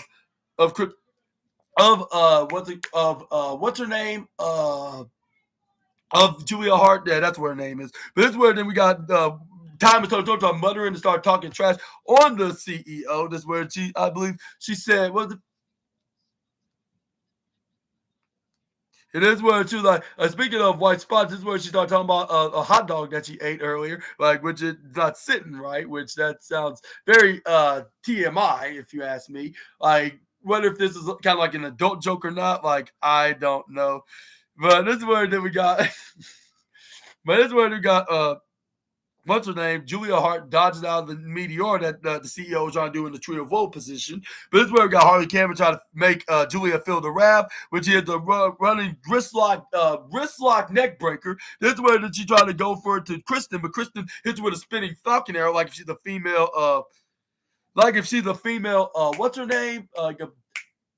A female version of Konosuke Takeshita. This is where we got the CEO hits the meteor to her face. But this is where Julia Hart trapped her into the left corner slide. And I'm like, no, not this. And this is where then it's where we got Kristen Statlander. Then I believe hit the Saturday Night Fever onto the what's her name to the what's her name, the Harley Cameron, and that's how they got the 1, 2, 3, which is very horrible. This is very terrible, horrible even. Yeah, all the above. Like, why? Like, now they're 0-2, and to make matters worse, it would happen to be in the main event in the CEO's hometown in Boston, like where they lost. Like, why? And it's worse for like when Harley lost her match, like when she fought the CEO in her home country of Australia, like in that Grand Slam a couple months ago that we reviewed on here on the SNA podcast.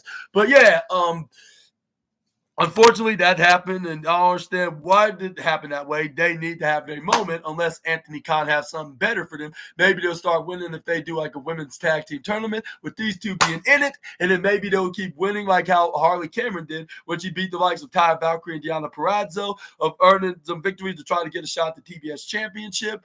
Like maybe we can see something similar to with these two girls, like with them finally getting their moment, finally winning those tag team championships, which I would not hate that idea if they do. Like I hope that Anthony Khan does go consider these plans again, and reconsider the denying that he's going to be making these championships more existing.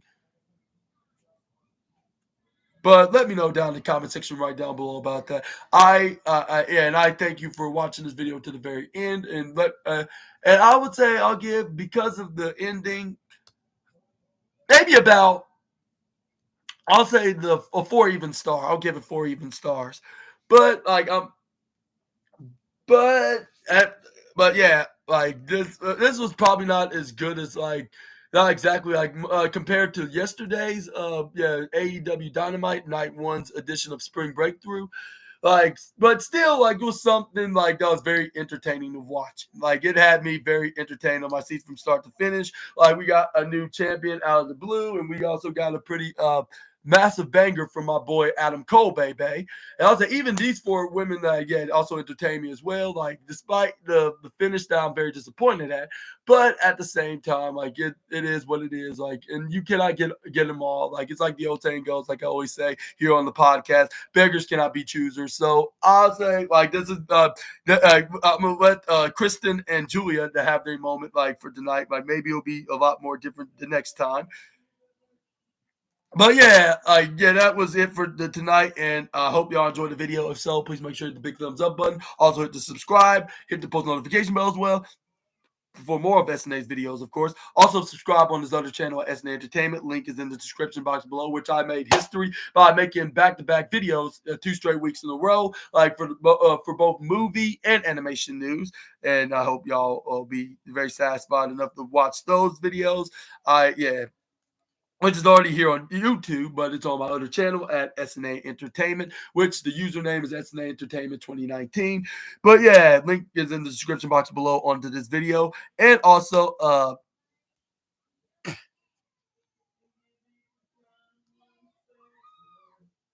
but yeah, that'll be it for now, Assassinators. And I hope y'all are having a super wonderful and a magnificent Thursday. And also, please check out my wrestling news tomorrow, which I'll be talking about the wildest and intriguing wrestling news stories and rumors that you Assassinators need to know. And it's going to be on the, I'll say, what article I'm going to be talking about? Fightful Select? Yeah, I think it's going to be on Fightful Select, so make sure to check that out. Hopefully, Sean Ross Sapp have some plenty of intriguing news stories on tomorrow afternoon. Because tomorrow night I'll be doing the WrestleMania edition of SmackDown, WWE WrestleMania SmackDown review. Of course, that's what it's gonna be called.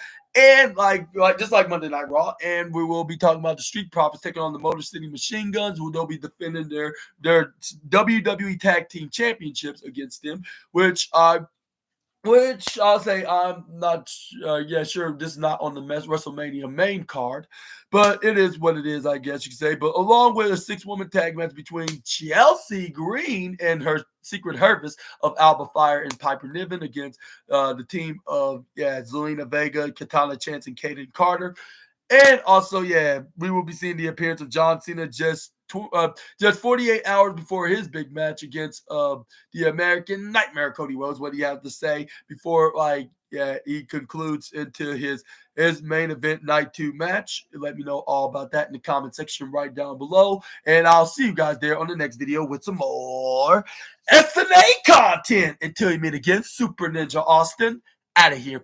And oh yeah, I forgot to tell you, I want to give a big old congratulations to my man Anthony Khan. Like, we're getting the most longest running weekly episodic television numbers, like of Turner media history, I guess you could say.